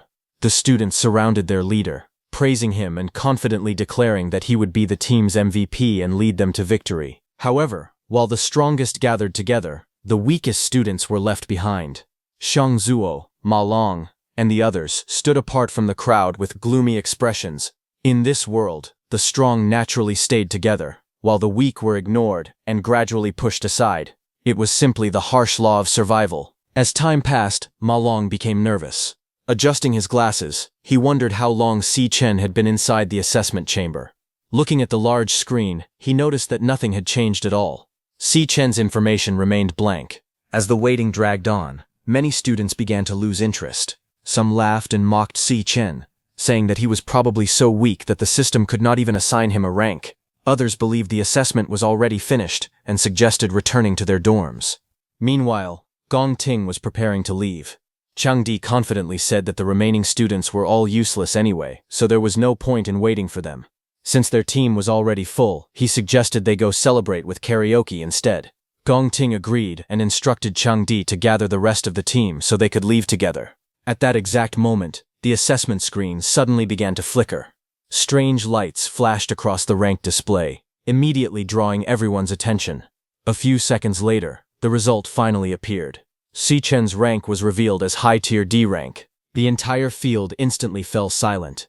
The students who had been mocking him froze in shock. Shang Zuo, Ma Long, and the others stared at the screen with wide eyes, unable to believe what they were seeing. Then they shouted in disbelief that Si Chen had actually reached high-tier D rank. Shang Zuo jumped around excitedly, saying they had known all along that he was hiding his true strength. Gong Ting and his companions were stunned. Chang Di nearly lost his composure and shouted in disbelief upon seeing that Si Chen had achieved high-tier D rank. Meanwhile, inside the testing room, that eyeball-like magical core began pulsing rapidly. A system warning appeared, stating that an abnormality had been detected in the magical core and that the assessment result might be inaccurate. The system requested that the student undergo the test again. Seeing that, Si Chen remained calm. He realized that the previous test had only measured his normal body. He had not activated any of his special classes. Looking at his status screen, he saw that all of his attributes had reached 150 points at level 10. Based on that result, he estimated that a level 10 Awakener was roughly equal to a high-tier D rank. Curious about the true limits of his power, Sai-Chen decided to perform another test. He activated his class-changing ability, and a glowing message appeared before him. A moment later, the class change was completed. Si-Chen transformed into his powerful class, the Gravehound King. After seeing the transformation, Si-Chen calmly decided that his next step would be to test the strength of his current weakest class and see how the assessment system reacted. As Si-Chen continued the assessment, the ranking screen suddenly began to flicker and distort. The previous high-tier D rank result became unstable, and everyone watched nervously as the system recalculated his strength.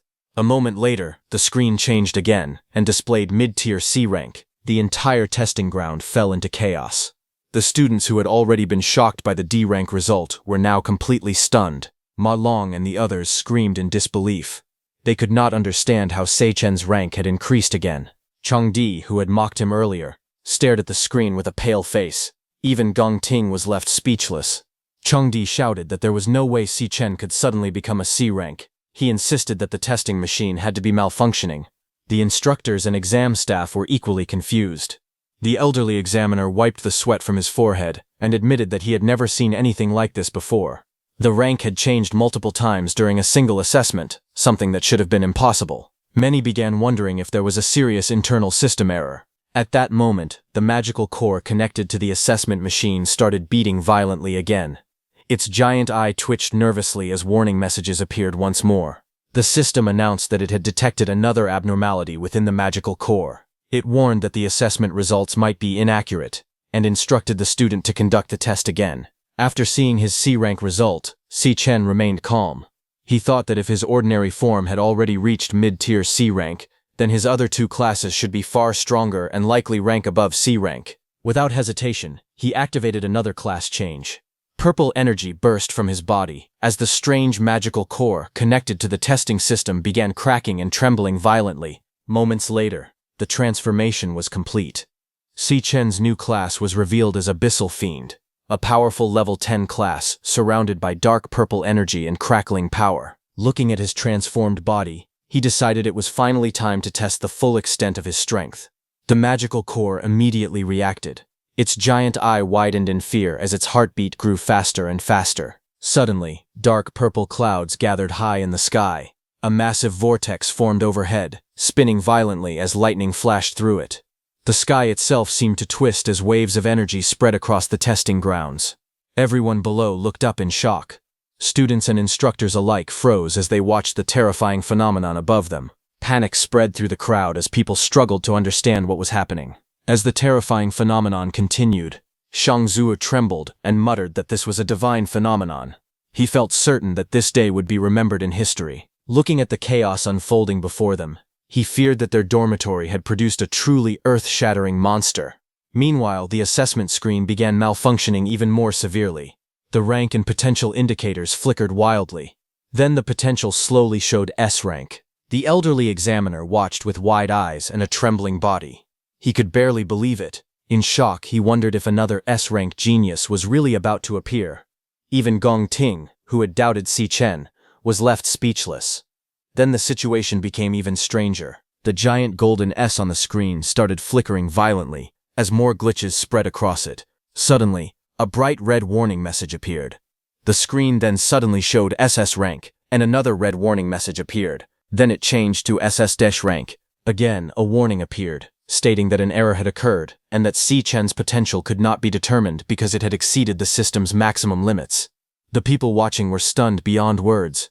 Changdi's eyes nearly popped out of their sockets as he screamed in disbelief. A moment later, the overloaded magical core finally reached its breaking point. With a deafening explosion, the testing device shattered and burst into flames. The shockwave swept through the area, leaving everyone horrified. The two examiners immediately realized the danger. The older examiner shouted that the magical core was overloading and ordered everyone to move quickly.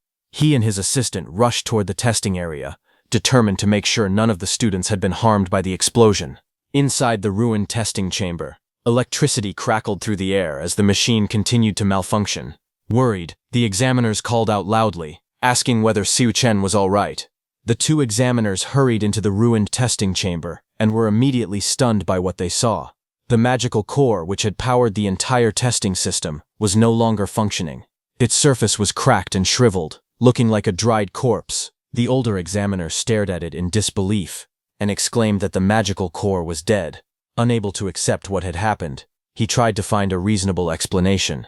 He wondered if the core had simply been used for too long during the day and had finally worn out. Meanwhile, Si Chen turned around and started walking out.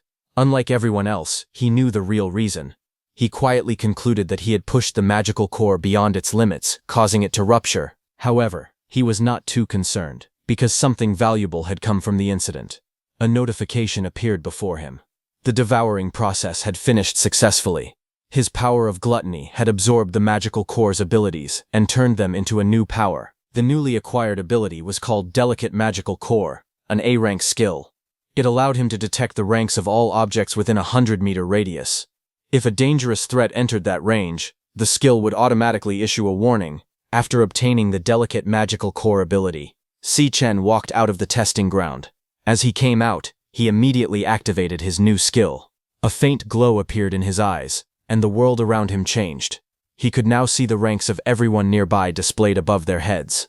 As he looked around, he saw that most of the students were only E-rank, with some being mid-tier and others high-tier. Seeing everyone's strength laid out so clearly, he realized how useful the new ability was. But then he saw something surprising. As his gaze landed on Gong Ting, he realized that Gong Ting had also been hiding his true strength. The ability revealed him as a high-tier C rank. Si Chen judged that while Gong Ting was stronger than most students, his overall talent was still fairly average compared to truly outstanding geniuses. Meanwhile, the two examiners had already come up with an explanation for the accident. Standing before the crowd, the older examiner awkwardly announced that the magical core had apparently suffered excessive strain and had sadly stopped functioning. Because of this unexpected incident, the assessment would have to be suspended temporarily. He further explained that Si Chen's ranking data might have been corrupted during the malfunction. The academy would report the incident to higher authorities for investigation. As for the remaining students who had not yet taken the test, they were instructed to return the following day. By then, a replacement testing facility would be prepared so the assessments could continue normally. While the crowd reacted to the sudden announcement, Si Chen came down from the stage. His friends immediately gathered around him. They completely ignored the academy's explanation and firmly believed the test results were real. In their eyes, the data could not be wrong. They excitedly declared that Si Chen was a true genius and asked what he wanted to eat to celebrate. Si Chen suggested returning to the dormitory together. However, before they could leave, Chang Di stepped forward with a sneer. He mocked Si Chen, saying there was no way someone like him could ever be a C rank, much less possess S rank potential. He insisted that the testing machine had obviously malfunctioned. Chang Di continued ranting without stopping. He accused Si Chen of damaging the magical core and trying to walk away without taking responsibility. He complained that because of Si Chen, the student council members would have to wait until the next day for their assessments. He even demanded to know how Si Chen planned to compensate everyone for wasting their time. As the insults continued, golden lightning began crackling around Si Chen's hand. His eyes turned cold, and an intimidating aura surrounded him. Inwardly, he grew increasingly annoyed and thought that the noisy man simply would not stop talking. For a brief moment, he even considered getting rid of him. Just as the tension was about to explode, Gong Ting stepped forward.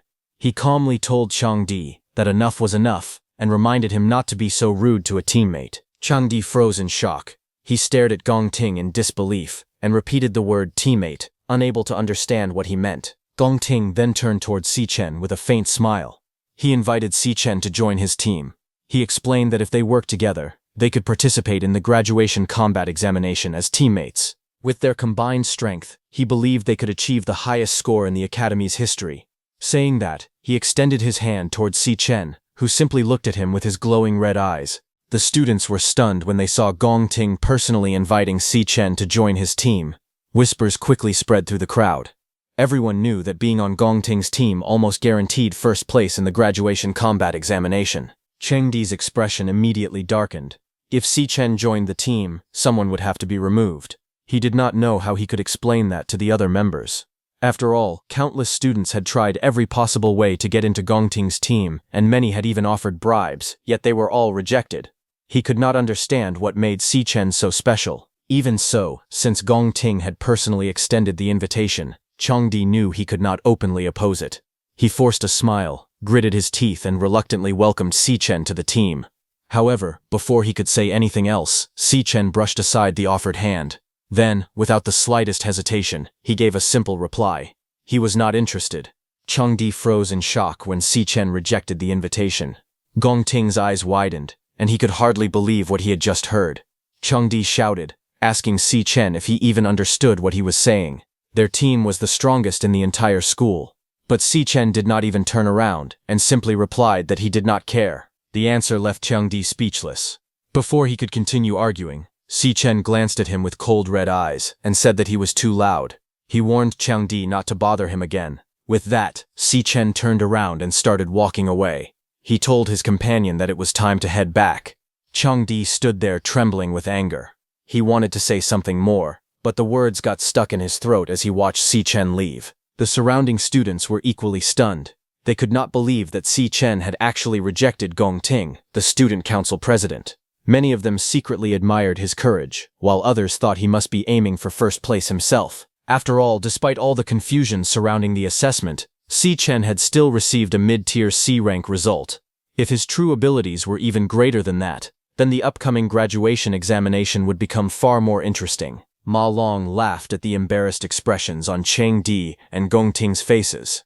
He joked that Chang Di had been acting arrogant in front of everyone, only to be rejected publicly. Shang Zuo was impressed by Si Chen's courage. Not everyone would dare refuse an invitation from Gong Ting. However, Gong Ting himself remained calm. Seeing Chang Di's shocked reaction, he simply smiled and said it was not a problem.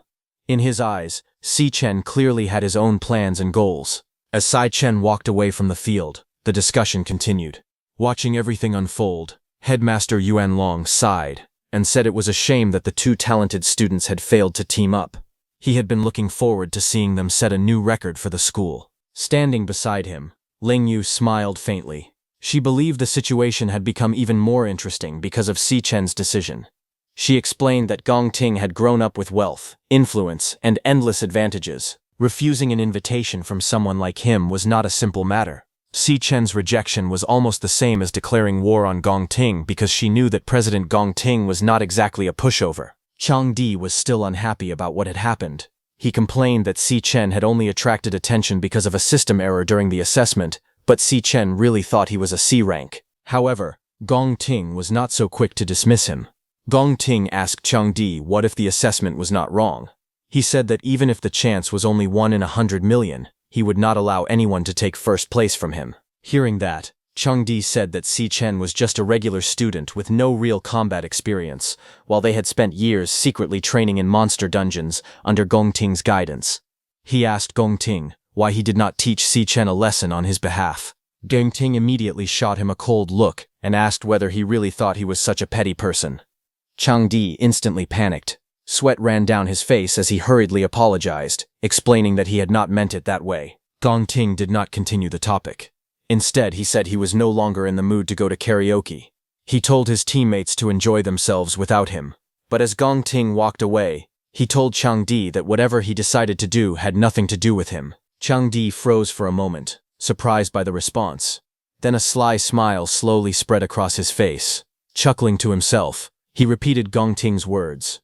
If it had nothing to do with Gong Ting, then no one could blame him for what he was about to do. About 10 minutes later, Chang Di asked one of Gong Cheng's subordinates if he was saying that Si Chen was still at school. The student nodded and explained that he had overheard Si Chen saying he was going home for a while. According to him, Si Chen had left campus without even staying for lunch. Hearing that, Chang Di's eyes lit up with excitement.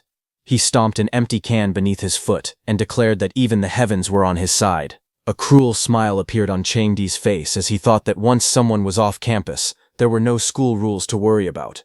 Out there, anything could happen. Meanwhile, Si Chen was completely unaware of the trouble brewing behind him. Wearing earphones, he calmly walked through the city streets, enjoying the peaceful afternoon. As he walked, his thoughts drifted to memories from his previous life. He remembered a major incident that had happened. One of the strongest guilds in the world had entered a monster dungeon in the Holy Land to conduct a raid.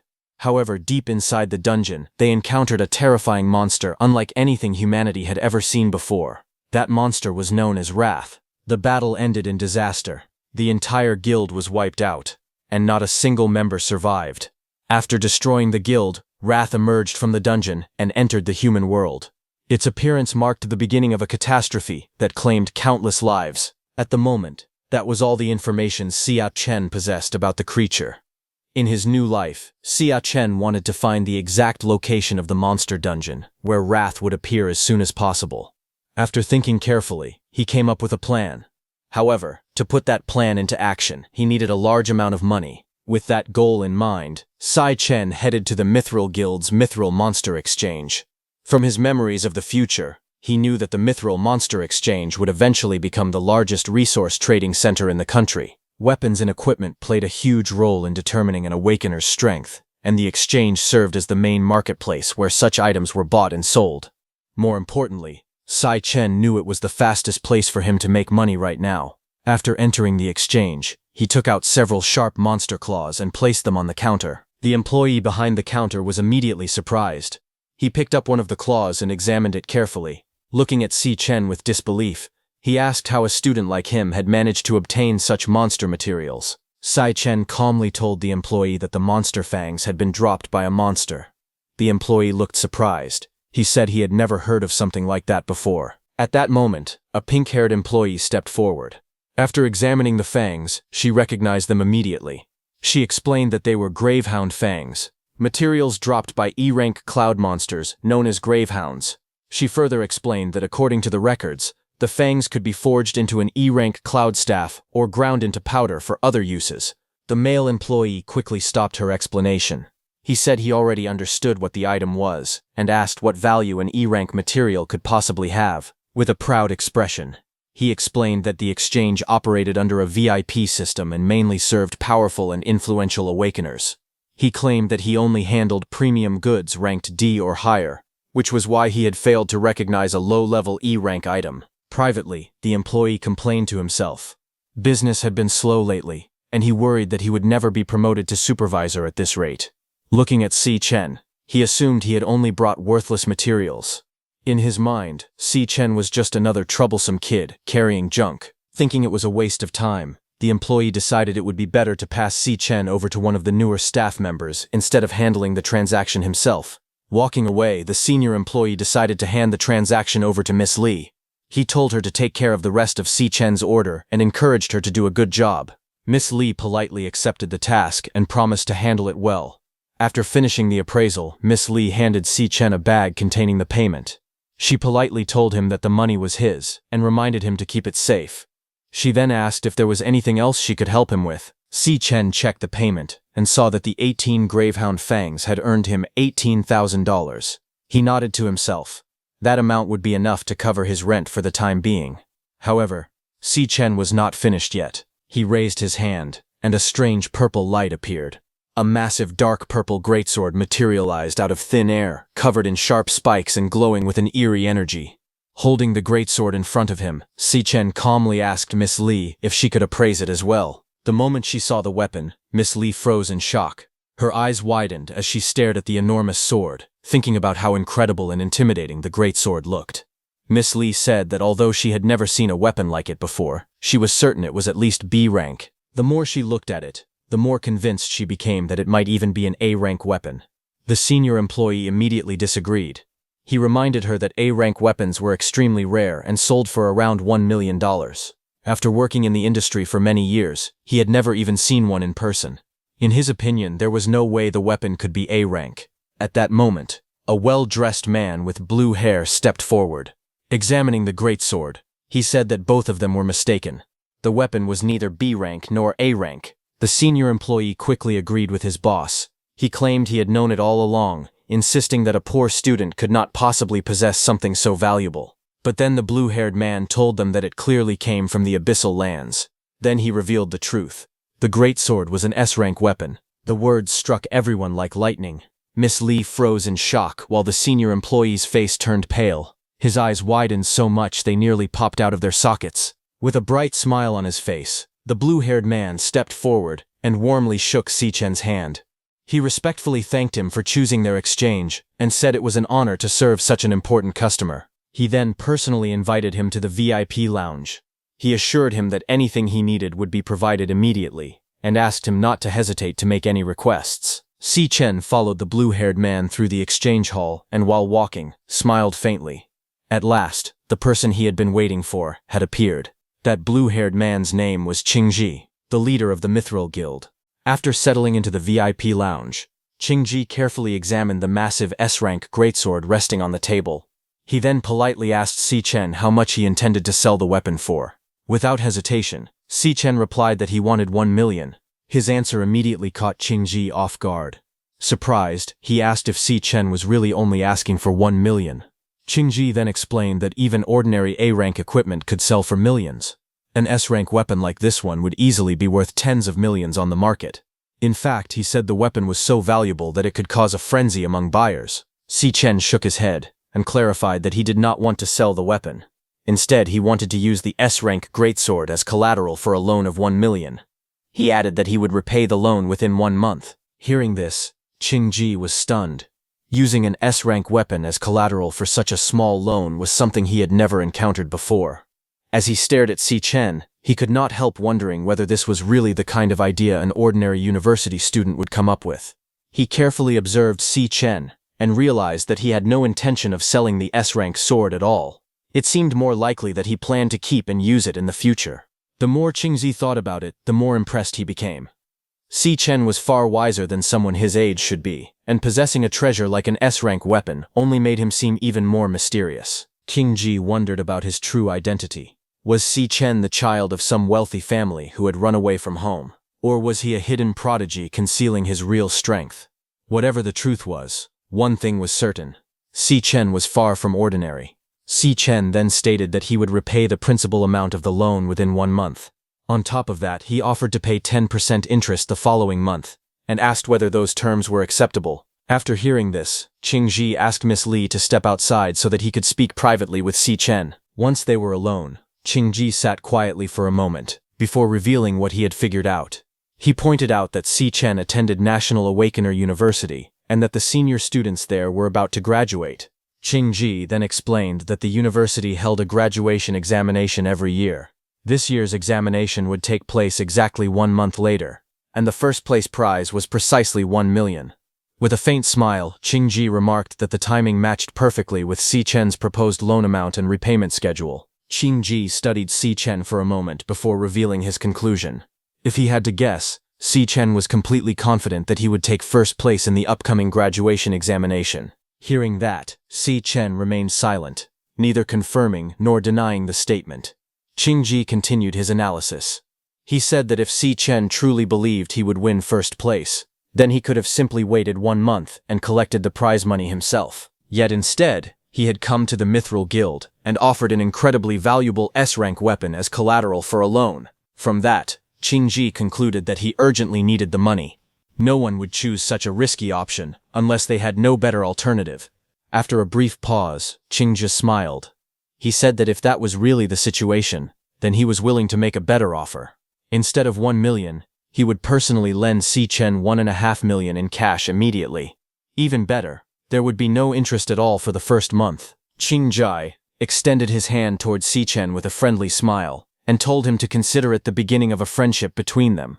Si Chen was stunned and looked at him silently for a moment as he considered Qingji's offer. Qingji smiled and assured him that everything discussed in the room would remain completely confidential.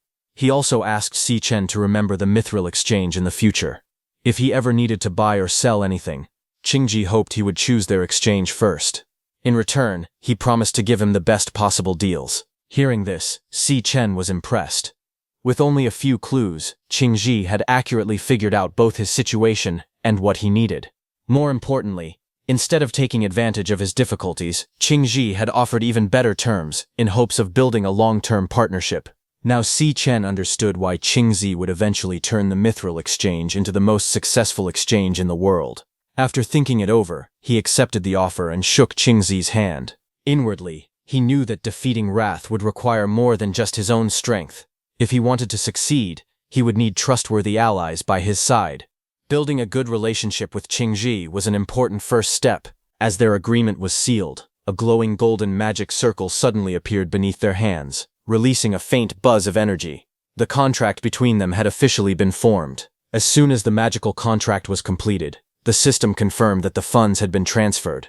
A notification appeared on Si Chen's phone, showing that 1.5 million had been deposited into his account. Seeing the money arrive successfully, he felt satisfied. Ji then brought up another matter. Since Si Chen had used such a powerful weapon as collateral, he wondered what weapon he planned to use during the graduation examination. He even offered to lend him some equipment from the Mithril Exchange. Qingji explained that they did not currently possess any S-rank equipment, but they still had plenty of powerful A-rank and B-rank weapons and gear available. However, Si Chen calmly declined the offer. Before anyone could react, sparkling particles of light gathered in his hand, and another massive purple weapon materialized before everyone's eyes.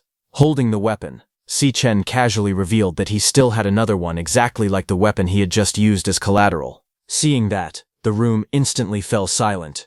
Qingji, the old man, and Xiao Li stared at the newly summoned weapon in complete shock.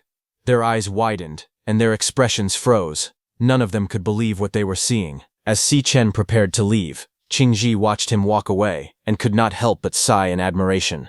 In his eyes, talented young people like him were becoming increasingly rare. He politely wished Si Chen a safe journey, while Xiao Li also bowed respectfully and saw him off. Qingji then turned to Xiao Li with a smile. Since she had continued assisting such an important client from beginning to end, he immediately promoted her to the position of supervisor. Xiao Li was overjoyed by the unexpected promotion. She jumped with excitement while thanking Qingji repeatedly for the opportunity. Meanwhile, while leaving, Si Chen suddenly stopped, remembering something. He turned around and told Qingji that there was still something he needed to buy. After purchasing that item, he hailed a taxi and arrived at Changchang County, long-distance bus terminal. Standing in front of the large terminal building, he looked at the entrance thoughtfully. In his previous life, Si Chen's family went through a very difficult period financially. Even after graduating, he had not awakened any special abilities, so no guild was willing to recruit him. With no other choice, he spent his days taking whatever odd jobs he could find. He rushed from one delivery to another, working tirelessly just to earn enough money to pay the rent and keep his family afloat. Despite all his efforts, money was always scarce. After paying the monthly rent, he and his younger sister, Yuni, were often left with almost nothing. They had to live extremely frugally just to get by. Whenever he worried about their situation, Yuni would try to comfort him. She would cheerfully tell him that she had found a tutoring job and that everything would be fine, even though she was struggling as well. Chen then remembered another painful event from that time. Yuni had received an acceptance letter from the prestigious International Central Art Institute, the school of her dreams. But in the end, she reluctantly gave up the opportunity. She told herself that the school was too far away and that she wanted to stay close to her older brother. His little sister had abandoned her dream school because she was worried about adding more financial pressure to the family. The sacrifice she made for him remained one of his deepest regrets from his previous life. Now, in the present, as he waited outside the bus terminal, Si Chen checked the time and began to worry. It was already getting late, and Yuni should have arrived by now. Just then, he heard a familiar voice calling out to him. A girl hurried over while pulling a large suitcase behind her. She immediately started scolding him. She reminded him that if he was picking someone up, he should wait at the exit, not at the entrance. The girl was Si Yun, Si Chen's younger sister. The moment he saw her, Si Chen froze. His eyes widened in disbelief. It had been 7 years since he had last seen his little sister. Now, seeing her standing in front of him again, alive and well, felt almost unreal. Si Chen called out to him, asking her big brother to stop staring and help carry her luggage, but Si Chen did not respond. He just looked at her. Su Hong waved her hand in front of her brother's face and called out to him again. She asked why he was just standing there like a dummy and not saying anything. Without answering, Si Chen suddenly stepped forward and pulled her into a tight hug. Caught completely off guard, Si Yuan's eyes widened in shock. She froze for a moment, unable to understand what was happening. Si Chen closed his eyes and smiled faintly. Holding his little sister in his arms once again filled him with relief and happiness. 7 long years had passed since he had last been able to see her. Si Yun slowly returned to her senses while being squeezed in the embrace. She poked his arms, trying to free herself, and complained that he was hugging her so tightly that he was practically trying to choke her to death. Si Yun complained that her brother had been acting very strangely over the past few days. Teasing him, she asked if he had been rejected by a girl or something similar. Si Chen awkwardly denied it while carrying her bag. Before he could explain further, Si Jun excitedly urged him to hurry up so they could go home together. As they walked side by side, Si Yun cheerfully began talking about her trip and the entrance exam. She eagerly told him all about the strange and exciting things that had happened during her journey. Listening to her lively chatter, Si Chen quietly smiled. Looking at his little sister's happy face, he made a silent promise to himself. This time, no matter what happened, he would never allow her to suffer again. Meanwhile, in a narrow alley along the route Suchin usually took home, a group of thugs had already gathered. They knew this was the path he normally used, and were waiting for him. Their leader, Cheng Di, ordered everyone to hide and prepare an ambush. The moment Si Chen appeared, they planned to jump him together. With a cruel grin on his face, Cheng Di chuckled to himself. He was determined to teach Si Chen a painful lesson, and make him regret ever crossing him. One of the gang members nervously asked Chang Di that since several of them were student council members, what if things went too far? But Chang Di simply scoffed and said he only intended to teach Si Chen a small lesson. However, he admitted that Si Chen's attitude had greatly annoyed him. In his eyes, Si Chen was nothing more than a low-tier E rank who had suddenly started acting like a powerful C rank. He mocked him, saying that Si Chen had no idea who he was dealing with. Chang Di told the others that when the time came, they should leave Si Chen to him, because he personally wanted to destroy him. He swore that after he was finished, Si Chen would not even be able to take the graduation exam in 2 weeks. Cheng Di proudly introduced himself as one of the best cloud-type assassins in the entire school. With a sinister grin, he pulled out a glowing dagger, promising to make Chen pay for acting so arrogantly. Meanwhile, unaware of the ambush waiting ahead, Chen and his sister continued walking home together. As they walked, Yuni looked at her older brother with concern. She told him that he had been acting strangely for the past few days, and asked if he was feeling stressed about the upcoming graduation exam. Then she teasingly added that someone as simple and carefree as him normally did not get so emotional over things. Yuni continued trying to encourage him. She reminded him that no matter what happened, he needed to stay strong and pull himself together. After all, he was always the one giving her that exact advice. She even repeated one of his favorite sayings: life was a long journey, and opportunities would come sooner or later. Trying to cheer him up further, Yuni started humming a motivational song about believing in oneself as they continued walking down the street. Chen watched her with a faint smile. He thought to himself that Yuni was incredibly perceptive. She had noticed something was different about him almost immediately. However, she still did not know that he had already awakened his powers, so she probably believed their family was still struggling financially. With a gentle smile, Chen assured her that he was completely fine. However, Yuni was not convinced at all. Looking at him suspiciously, she thought that he was still trying to hide his worries, and wondered if it was simply because of his pride as an older brother. Yuni came to a conclusion of her own. She remembered reading that men often built emotional walls as they grew older. Nodding to herself, she decided the book must have been right. Looking at Chen, she sighed, thinking he was getting old. Chen was left confused by her sudden behavior, and had no idea what she was thinking about. Meanwhile, hidden in a nearby alley, one of the masked students continued watching the siblings from a distance. He informed King Di that Chen was not alone and had a girl with him. Instead of being concerned, King Di became even happier. Laughing to himself, he declared that it was perfect. The alley had no security cameras, making it an ideal place to act. He excitedly told his companions that this was their lucky day. At that moment, Chen suddenly narrowed his eyes. A familiar scent drifted through the air and immediately caught his attention. He quickly realized who was hiding nearby. The smell belonged to the same group of student council members. He felt a hint of annoyance. He thought that they were incredibly bold to come after him again. However, instead of confronting them immediately, he calmly took an earbud out of its case. Yuni was still sipping her drink when Si Chen gently placed the earbud in her ear. Then he smiled and told her that he had recently become obsessed with a particular song and had been listening to it on repeat. He encouraged her to listen to it as well. Surprised, Yuni blinked and asked when her older brother had suddenly started listening to music. As the music began playing, she closed her eyes and listened carefully. She nodded to herself, thinking that a person's music preferences could reveal their mental state. Since Chen seemed different lately, she decided that listening to his favorite song might help her understand him better. Meanwhile, Chen quietly watched her reaction. With Yuni distracted by the music, he was finally free to deal with the troublemakers who had been following them from the shadows. Chen's eyes began to glow with a cold blue light As he turned his attention toward the people hiding in the alley, Chang Di's group rushed forward with weapons in their hands, confident because they greatly outnumbered him. Most of them were only E-rank awakeners, while only Chang Di was a low-tier D rank, while Yuni stood nearby, listening to the song Chen had given her. Chen and Chang Di's group charged at each other at full speed. Chen remembered that in the year 2060, he had lost his last remaining family member. It was not until 2167 that he was reborn and given a chance to return to the past. Because of that miracle, he was finally able to see his little sister again. Golden lightning began crackling around his body as his emotions surged. Looking at the thugs who dared approach while his sister was nearby, Chen's expression turned icy. He charged at them, roaring, "How dare they all come and ruin this moment." Like a bolt of lightning, he shot forward. Before the thugs could react, he appeared among them and delivered a devastating kick. One man was struck so hard that blood sprayed from his mouth as he was sent flying across the alley. The remaining thugs froze in shock, unable to believe the speed and power of the attack. Meanwhile, the song continued playing in Yuni's ears.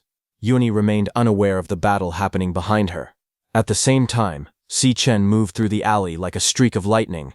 Every strike was swift and overwhelming, leaving the attackers terrified. One thug barely had time to let out a frightened scream before Si Chen was already upon him. The gang members who had arrived full of confidence were now realizing that they had provoked someone far beyond their ability to handle. Chen moved like a flash of lightning through the crowd of attackers. Before they could react, his fists and kicks struck one thug after another. Bodies were sent flying in different directions as blood sprayed through the air. The gang members could not even see his movements clearly. To them it was as if a streak of lightning was tearing through the battlefield. The song continued playing in the background. One of the stronger thugs suddenly rushed at Chen and swung a heavy bandaged arm at him. However, Chen reached out and caught the arm in mid-air. Before the attacker could even react, Chen tightened his grip and twisted it with terrifying force. A loud cracking sound echoed through the alley as the thug's arm broke instantly. The man tried to scream in unbearable pain as tears filled his eyes. But before he could, Chen punched him in the face with overwhelming force. The impact created a loud boom, sending that thug and the others flying everywhere. Chang Di stared in shock. His eyes widened as he watched the scene unfold.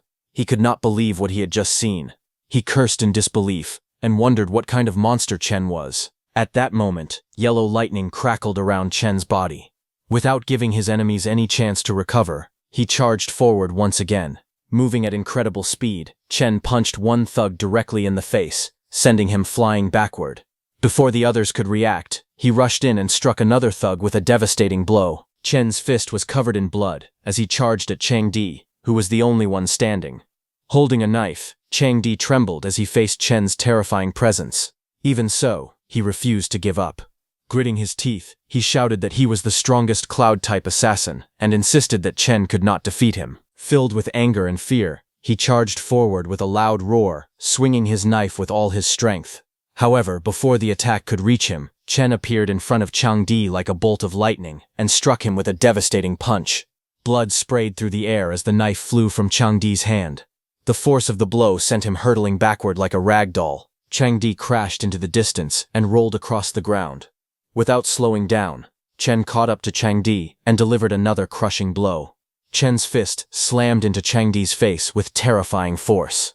The impact twisted Chang Di's expression as blood sprayed through the air. Before he could recover, Chen struck again, sending him flying across the street like a cannonball. Chang Di crashed into the ground with a thunderous explosion. The pavement shattered, and a huge cloud of dust rose into the air. He lay buried in the crater, completely overwhelmed by Chen's strength. Chen slowly walked toward the ruined pit. His eyes glowed with a cold red light as he stared down at the battered Chang Di.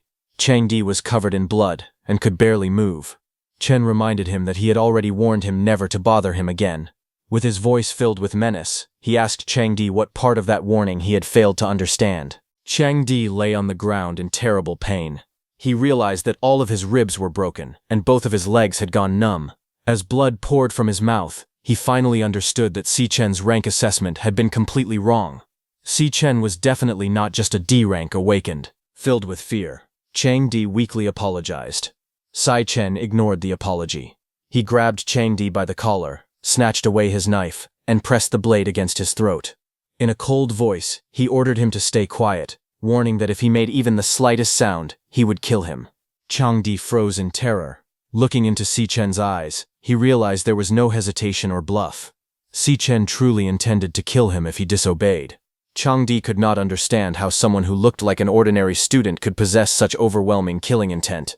He wondered what kind of life Si Chen had lived to become so terrifying. Staring at the trembling Changdi, Si Chen told him to remember every single word he was about to say. He declared that he did not care what happened to those trash-like criminals, but they were never to bother him again. Then his voice turned even colder as he warned them that if any of them ever tried to harm his sister, or even simply appeared in front of her again, he would hunt them down one by one. He said that without a second thought, he would make every one of them disappear forever. Then he stared directly at Changdi and asked if he understood. Terrified beyond words, Changdi quickly nodded. He did not dare speak or make another sound. Watching the trembling Changdi, Si Chen finally stepped back and dropped the knife onto the ground. Changdi remained frozen against the cracked wall, too frightened to move. At the same time, Si Chen's sister continued listening to music through her earphones, completely unaware of the brutal fight that had just taken place. Tears slowly rolled down her cheeks as the song filled her heart with sadness. She quietly wondered why it made her feel so lonely, and why it made her want to cry so badly. Yuni could not understand what was happening. It had only been a few days since she had last seen her brother, yet he was acting as if he had endured years of loneliness and suffering. Tears filled her eyes as she wondered how he could possibly feel so alone when she had always been by his side. Unable to hold back any longer, Yuni turned back and called out, asking if he had taken the joke too far. But as she turned, she saw Si Chen standing behind her, holding a small red gift box. With a smile on his face, he told Yuni that he had bought something especially for her. Yuni gasped in surprise when she saw what was inside. It was the newest model of a magical holographic pen from Dragkoso. She stared at it in disbelief before asking how he had managed to buy something so expensive. The pen cost more than 10,000, and she could not understand where he had gotten the money to pay for it. As Si Chen watched Yuni hold the expensive gift, memories from his previous life flooded his mind. Back then, he had failed to protect her. He had not only lost the person he cared about most, but he had also failed to protect her dream. Looking at her now, he silently made a promise. In this life, he would protect everything that belonged to Yuni, no matter what it cost. Meanwhile, the injured thugs lay scattered across the alley, groaning in pain, and desperately begging someone to call an ambulance. Back at their home, Yuni finally decided to try the magical holographic pen. The moment she drew in the air, glowing pink lines appeared before her eyes. Within seconds, a beautiful holographic fish floated in front of her. She stared at it in amazement, and happily exclaimed that it really worked. The pen could actually draw holographic images in the air. Seeing her bright smile, Si Chen smiled as well. He told her that as long as she liked it, that was enough. While saying that, Si Chen ate happily. He praised Yuni's fried egg noodles, saying they were the best he had ever eaten. Yuni then looked at the expensive holographic pen in her hands, and worriedly reminded Si Chen that they still had rent to pay. She could not understand why he had spent so much money on such an expensive gift. Smiling calmly, Si Chen told her not to worry, because he had already paid the rent for the entire year. Yuni froze in shock. She could hardly believe what she had just heard, and immediately asked how he had managed to do that. Si Chen awkwardly scratched his head and explained that he had started a small business with a friend, and they had earned some money. Yuni narrowed her eyes at him. She immediately realized he was lying. He had never been good at lying. His story sounded far too suspicious, and she complained that he was now keeping secrets from her. But watching Si Chen smile and tease her like this filled her heart with happiness. It had been such a long time since she had seen him acting so lively. Yuni gently looked at Si Chen and told him that no matter what happened, she only wanted him to take care of himself and not push himself too hard. Si Chen remained silent for a moment before smiling softly and nodding in agreement. Meanwhile, news spread to Gongting that Chandi had suffered devastating injuries.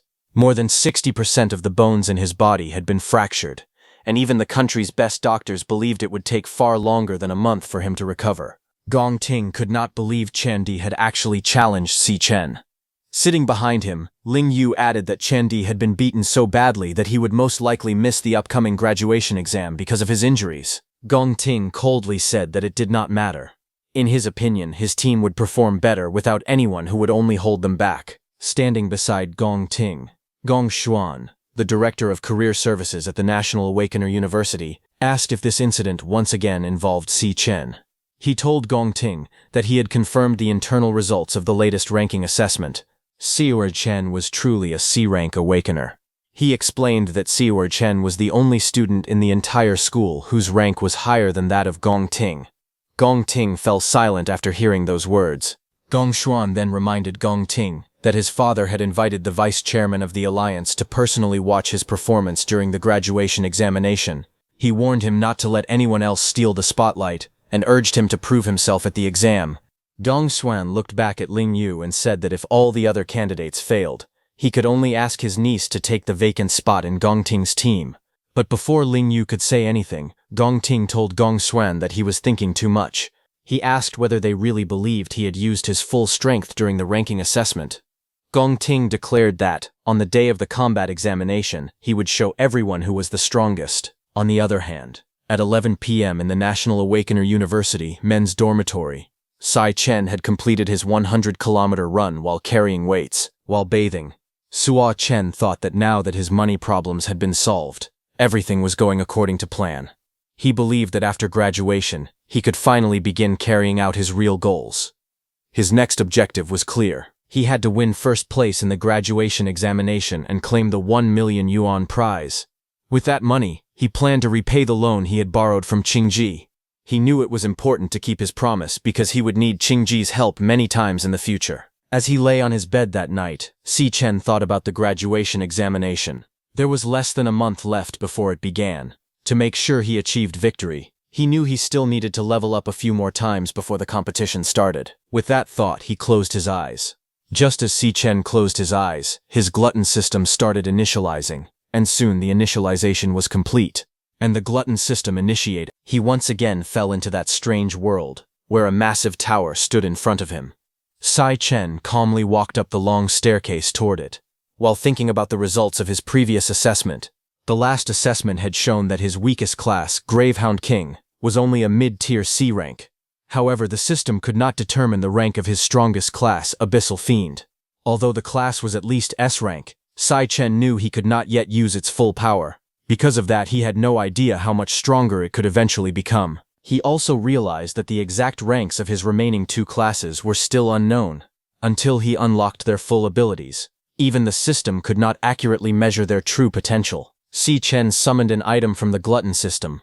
A golden key appeared in front of him. It was the Time Rift Key, an SS rank item and the only key capable of opening the gates of the Tower of Darkness. Without hesitation, he inserted the key into the enormous gate and decided to test its power. The massive doors slowly opened with a deep rumble, revealing a swirling purple portal hidden inside the tower. As he looked at the mysterious portal, Si Chen wondered what kind of place awaited him inside the Tower of Darkness, and what dangers or opportunities he would find there. After taking a deep breath, he stepped into the portal. The moment he entered, he was pulled through the swirling energy. When he finally looked around, his eyes widened in surprise. He realized that the place he had arrived in was unlike anything he had ever seen before. After entering the mysterious world, Si Chen discovered that the place was called the Fallen Star Wastes. The moment he arrived, he was caught off guard and nearly collapsed under the overwhelming pressure. He grunted in pain as he struggled to remain standing. He quickly realized that the gravity in the Fallen Star Wastes was unbelievably strong, nearly 10 times greater than normal gravity. Every movement felt incredibly difficult, and even standing required tremendous effort. Looking around, Si Chen noticed that the gate he had entered through had completely disappeared. He understood that the only way to reopen it and leave was to defeat the boss of this floor. After assessing his condition, Si Chen estimated that the intense gravity limited him to using only about 30% of his true strength. Knowing he could not fight at full power, he decided that his first priority was to adapt to the harsh environment as quickly as possible before searching for the floor's boss. While he was thinking, he suddenly heard footsteps behind him. Si Chen turned and looked ahead. A B-rank Star Warrior monster called the Phantom Lion appeared before him. The enormous beast let out a fierce roar and prepared to attack. Seeing this, Si Chen immediately switched his class. After the system completed the class change, he became a lightning assassin. Feeling lightning flow through his body, he recognized that the Phantom Lion was the enemy guarding this floor. The Phantom Lion lunged at him without hesitation. Even after changing classes, the intense gravity made every movement difficult. Sai Chen dodged the beast's first attack, but he could feel that his body was much heavier than usual.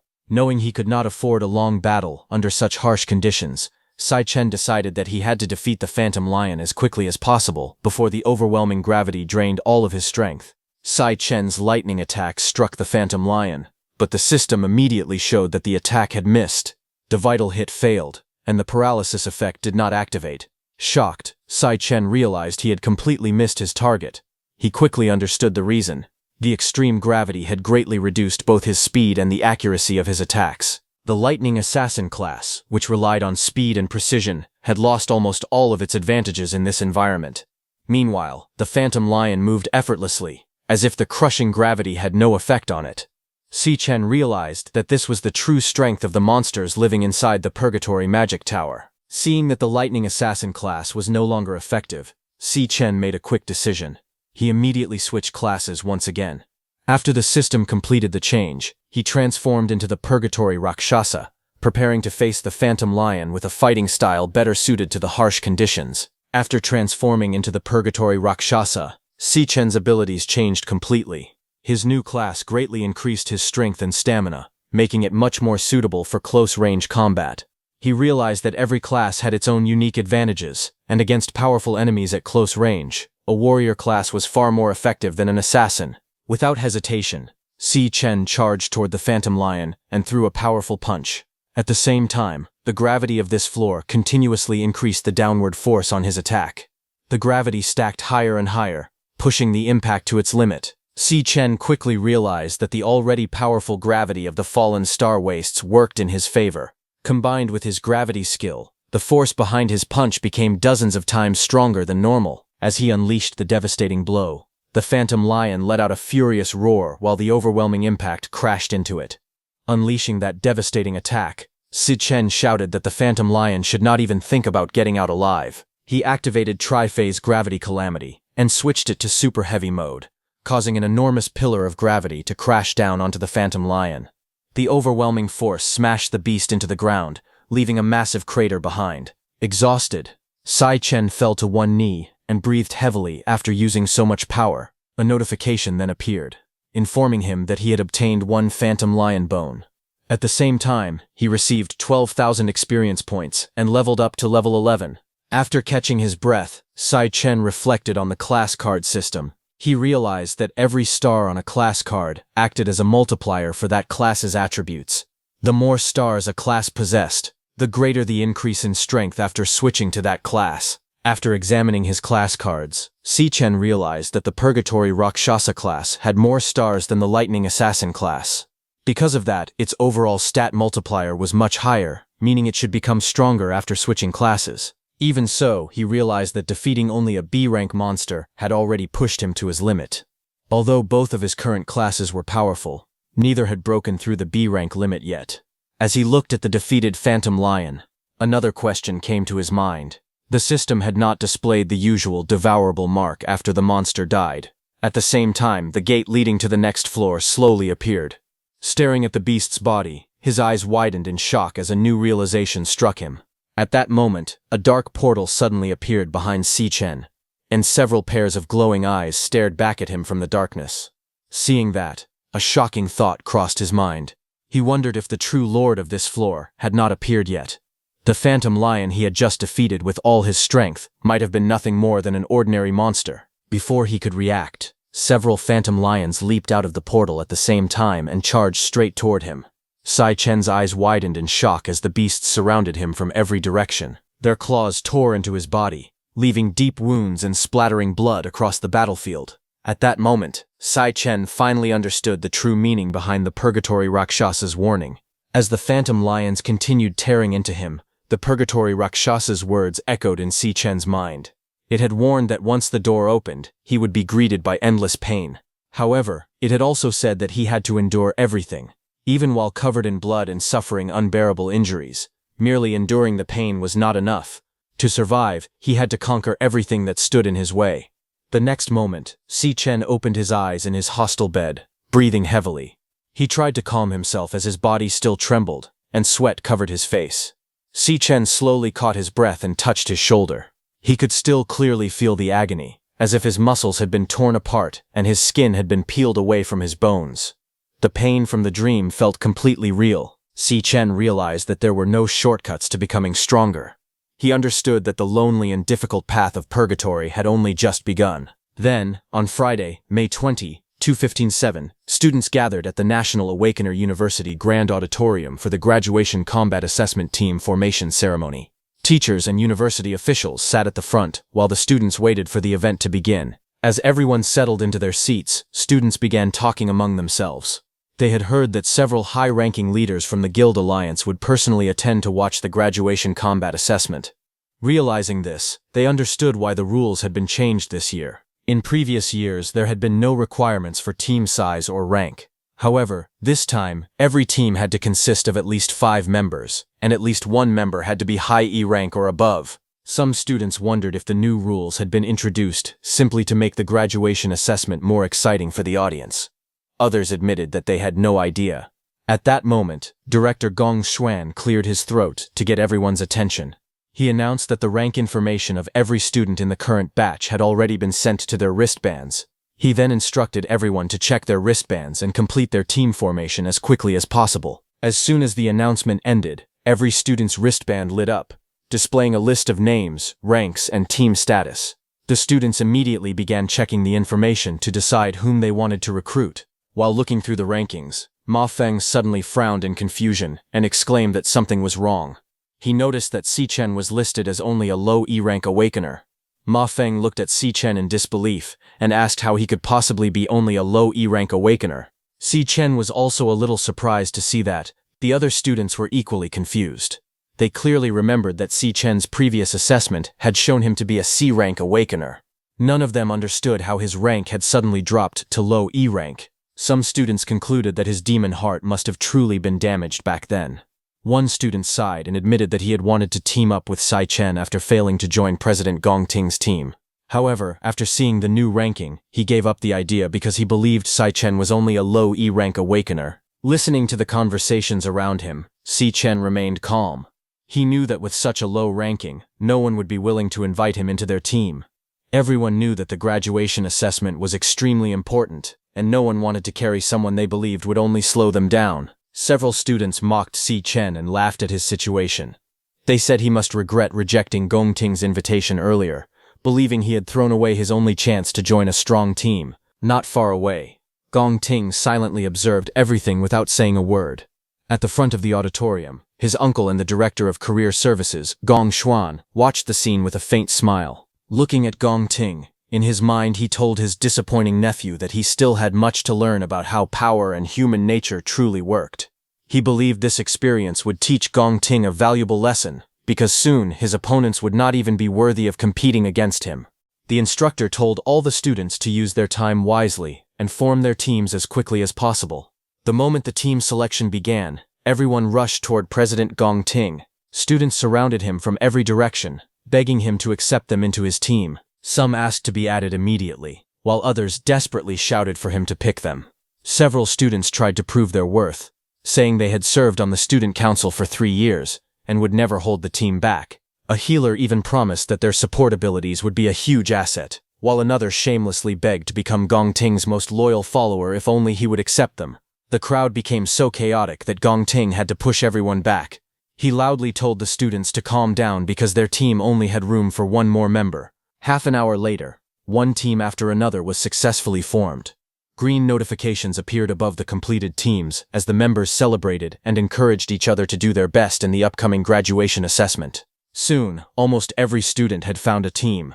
Only Si Chen and a few other students were left standing alone, watching as the remaining teams finished forming around them. Ma Long sighed and said that despite asking around several times, nobody was willing to join them. Worried, he pointed out that they only had 4 members. At this rate, they would not even qualify to take the graduation examination. Ma Long found the situation suspicious. He could not understand why Si Chen, who had previously shown C-rank ability during the test, had somehow ended up ranked dead last. He explained that a team could only be registered if it had at least 5 members, and one of them had to be a high-tier E-rank or above. It felt to him as though someone was deliberately targeting their dorm. Hearing that, Su Chen also thought about the graduation battle examination. It was every student's only chance to prove their abilities and earn a good future. The best careers would go to the teams that achieved the highest scores. Su Chen also remembered an important rule of the final exam. The number of monsters inside the dungeon would increase according to the number of team members. That meant having more teammates did not necessarily make the exam easier. A larger team would face many more monsters, so success depended on teamwork and strength rather than simply having the biggest group. That was why no one wanted to join their group, because even if a student failed to get into a powerful team like Gong Ting's, they still refused to team up with low-ranked students. The rankings made the situation even worse. The 3 weakest E-rank students in the entire school, Ma Long, Xiang Yu, and Si Chen, were all from the same dorm. If things continued like this, their dorm would be in serious trouble. Just then, someone called out to Xiang Zuo. A student invited him to join another team, saying they were missing one member. They also reminded him that he did not have to stay with the 3 low-ranked E-rank students from his dorm. If he refused their offer, he might not even qualify for the graduation examination. Watching this, Si Chen came to a painful realization. It was very likely that the 3 low-tier E-rank students would be ignored by everyone else. Xiang Zuo, who was a mid-tier E-rank, still had a chance to join another team, but Si Chen, Ma Long, and Xiang Yu would most likely be abandoned. But just then, Xiang Zuo apologized for the offer but refused to leave his dormmates behind. He explained that everyone in their dorm had promised long ago that they would form a team together. No matter what happened, he would not abandon his roommates. The students who had invited him became annoyed. They mocked him, saying he would only have been a backup member anyway. They accused him of being ungrateful for rejecting their offer. Hearing those insults, Xiang Zuo stood his ground and told them to stop looking down on his friends. As time passed, more and more teams were successfully formed. Looking at the registration board, Ma Long noticed that almost everyone had already joined a team. Only a few high-tier E-rank students were still unassigned, yet even though their group needed just one more member, no one was willing to join them. Seeing this, Si Chen quietly turned and activated his appraisal ability. His eyes started shining blue, and he saw that the director of career services was Gong Xuan.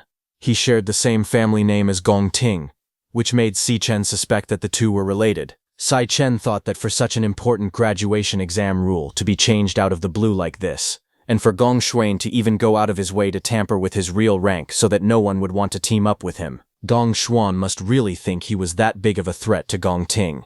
He sighed and thought that people in power really could just do whatever they wanted. Even so, Si Chen refused to give up. He swore that he would take the graduation exam no matter what. He activated his class change, saying that since they had openly targeted him, he decided there was no reason to hold back anymore. His class change was completed, and golden lightning surrounded Si Chen as a powerful aura burst from his body. He knew that proving his strength was not limited to the graduation exam alone. The sudden surge of energy immediately caught the attention of Gong Xuan. He looked towards Si Chen in surprise, while Ma Long and Xiang Zuo stared at him with wide eyes. Ma Long could not help shouting, asking Si Chen what he was doing. As golden lightning crackled around Si Chen, everyone in the room stared at him in confusion. They wondered what he was planning to do. Only Si Chen knew that Awakeners University had a long-standing tradition that allowed students to challenge each other to one-on-one duels at any time. The purpose of these matches was to help students improve their class abilities and combat skills. Si Chen knew that challenging another student was a bold move, but it was also the fastest way to prove his true strength. If he defeated a powerful student in front of everyone, no one would be able to question his abilities anymore. Si Chen also knew that when randomly challenged, most people would probably refuse. So his target was Gong Ting. Si Chen knew Gong Ting would never refuse a public challenge. If he defeated him, many students who wanted a high score in the graduation exam would be eager to join his team instead. Just as Si Chen was preparing to make his move, a voice suddenly called out to him from behind, asking if his team was still looking for more members. Si Chen turned toward the voice and saw Student Council Vice President Ling Yu. She said she also wanted to take part in this year's graduation exam. To reassure him, she explained that she had already reached D rank back in middle school, so joining his team would not slow them down. The moment the others recognized her as Ling Yu, they were completely stunned. Ma Long's eyes widened in disbelief as he wondered when Si Chen had become acquainted with someone as famous as Ling Yu. Even Gong Ting was shocked. Gong Cheng jumped from his seat, asking what his own cousin had just said. Director Gong Xuan nearly dropped the cup in his hand in surprise. As Ling Yu walked over to Si Chen, everyone in the room stared at her in disbelief. They could not understand why the vice president and exchange student Ling Yu would choose to team up with someone they considered the weakest student in the class. Everyone was shocked that Ling Yu truly intended to participate in the school's graduation exam. Since very little was known about her past, rumors spread that she was a genius from Shenghe, making her decision even more surprising. Director Gong Xuan frowned in frustration. He could not understand why Ling Yu had suddenly chosen to side with outsiders. He immediately called out to her and explained that, as an exchange student, she was not allowed to participate in the school's graduation examination. He also pointed out that she had not taken the school's rank assessment after transferring, and there were no test results proving her current rank. Allowing her to join the exam would be against the rules. Just then, a deep voice interrupted the discussion. The principal suddenly appeared and agreed that Director Gong Xuan was absolutely correct. Everyone was stunned by his unexpected arrival, and even Gong Xuan was shocked to see the principal standing there. The next second, the principal reached Ling Yu. He calmly reminded her that she was only a short-term exchange student at the academy. He asked why she was getting involved in this situation at all. Si Chen was surprised when he saw the principal appear instantly. He had always believed the principal was a soldier-class awakener, so he could not understand how the man had used what looked like a teleportation ability. The principal then smiled at Ling Yu and gently told her that it would not be fair for her to participate in the graduation exam. He explained that the graduation examination only had meaning if students displayed their true abilities. Ling Yu simply smiled and replied that it was a shame. As Si Chen listened, he secretly activated his appraisal ability and tried to check the principal's and Ling Yu's ranks. However, to his surprise, both of their ranks appeared as unknown. He was stunned seeing that neither of them could be evaluated. Meanwhile, Director Gong Xuan quickly agreed with the principal. He declared that the academy had earned its prestige by always following its rules. The principal then addressed everyone in the hall. He explained that the mission of National Awakener University was to train the world's finest awakeners and provide them with the best stage to display their talents. By doing so, the university could ensure a steady supply of outstanding awakeners for the future. He walked up to Director Gong Xuan and said that the graduation battle examination had been a tradition of the academy for decades. He said it was one of the most important moments in every student's life, and if any student lost that opportunity because of special circumstances, the school's reputation would suffer. Hearing those words, Director Gong Xuan wondered if the principal was indirectly accusing him. A worried thought crossed his mind as he questioned whether the principal had discovered that he had secretly tampered with the examination rules. Since the principal normally ignored small matters like this, Gong Xuan found his sudden involvement very suspicious. Gong Xuan thought that the principal and Ling Yu must have planned this act together, and wondered if it was all for Si Chen. Even so, he decided not to argue with the principal any further. He looked at Gong Ting and sighed, thinking this was as far as he could help Gong Ting. However, he believed the situation was still under control because every high-ranking student had already formed a team. In his opinion, Si Chen had no choice but to team up with the 3 weakest students, making it impossible for him to compete against the stronger teams. Director Gong Xuan immediately admitted that the principal was right. He apologized and explained that the Department of Career Services had overlooked one important issue. They had failed to consider that the current team formation rules could leave some students without a team. He then announced a new rule. Teams with fewer than 5 members, or teams that did not have a member above high-tier E rank, would also be allowed to register. He declared that the graduation battle examination would always remain open to every student. As soon as the announcement was made, Si Chen's team was officially recognized. The 4 teammates celebrated happily, relieved that they could now take the graduation examination without any problems. Ma Long immediately chose Si Chen as their team captain. Watching from the side, the principal remarked that Ling Yu's interest in Si Chen was much greater than he had expected. He said that on one side was Gong Ting, leading the strongest team in the school's history. On the other side was Si Chen, leading his 3 roommates, who were known as the lowest-ranked students in the entire school. The principal smiled and wondered which dungeon the 2 rival teams would choose and how many points they would earn in the graduation battle examination. After all the teams had been formed, the instructor announced that each team captain could now choose a dungeon for the examination. Just as he said that, a notification appeared, showing that a team had already submitted its dungeon choice. The instructor was surprised that someone had made a decision so quickly. Students checked the screen and realized it was Si Chen's team. They could not believe that Si Chen's team had already chosen a dungeon. However, the moment they saw which dungeon he had selected, their expressions changed completely. Si Chen's 3 teammates also panicked. They rushed towards Si Chen and desperately shouted at him, asking if he had gone crazy. They begged him to cancel the selection immediately, asking if he even understood what he had just chosen. Si Chen, however, remained completely calm and simply stayed silent while looking at the screen. The graduation battle examination was the first time the students had to form teams and enter a real dungeon. Inside the dungeon, they could earn points by defeating ordinary monsters and powerful monster bosses. The scoring system was based on several objectives. Clearing every monster in the dungeon awarded up to 10 points, with 1 point deducted for each monster left alive. Defeating the dungeon boss awarded 20 points, and there was no penalty if the boss was not defeated. Completing the dungeon within 1 hour awarded another 20 points. But after the 1 hour limit, 1 point was deducted for every 5 extra minutes. The dungeon's rank also affected the final score. More difficult dungeons gave a higher score multiplier. An F-rank dungeon could award a maximum of 75 points, while an E-rank dungeon doubled the score, allowing a team to earn as many as 100 points. The team that finished with the highest total score would receive an offer from the prestigious Imperial Guild. In addition, the student chosen as the class MVP through team votes and the instructor's evaluation would be directly appointed to a management position within the Imperial Guild and receive a reward of 1 million yuan. The students discussed the highest score ever recorded in the graduation examination. The record was 90 points, and it had been set by a genius former student who later became the leader of the Imperial Guild. They believed that an E-rank dungeon was already extremely difficult. A team would normally need at least 3 D-rank members to have a chance of clearing it. Because Gong Ting had gathered a powerful group, many students thought his team might even break the school's old record. But suddenly, the system announced that a team had already submitted its dungeon choice.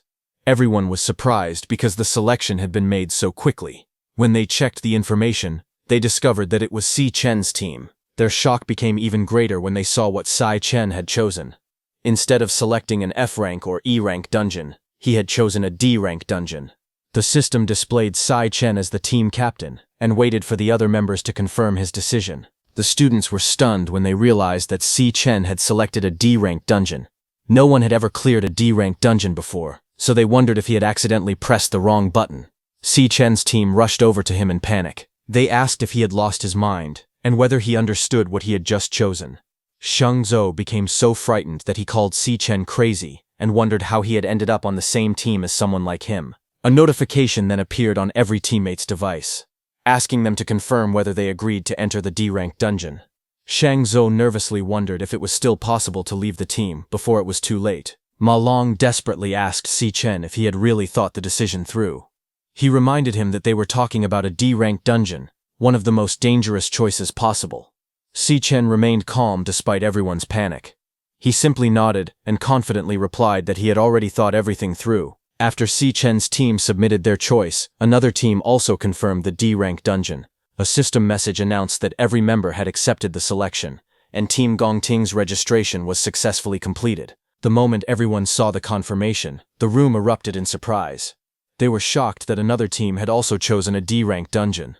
Some students became excited and said that this year's graduation examination was going to be much more entertaining than usual. However, a few students mocked Xian Chen's team, saying they were only pretending to be brave. They claimed the team was not even considering its own abilities, and believed the members knew they would finish in last place anyway. According to them, the team had chosen the dangerous dungeon only to attract attention. The students continued laughing at Si Chen's team. They said it was a D-rank dungeon, and believed none of his teammates would agree to enter it. Some even suggested that the members should leave the team while they still had the chance.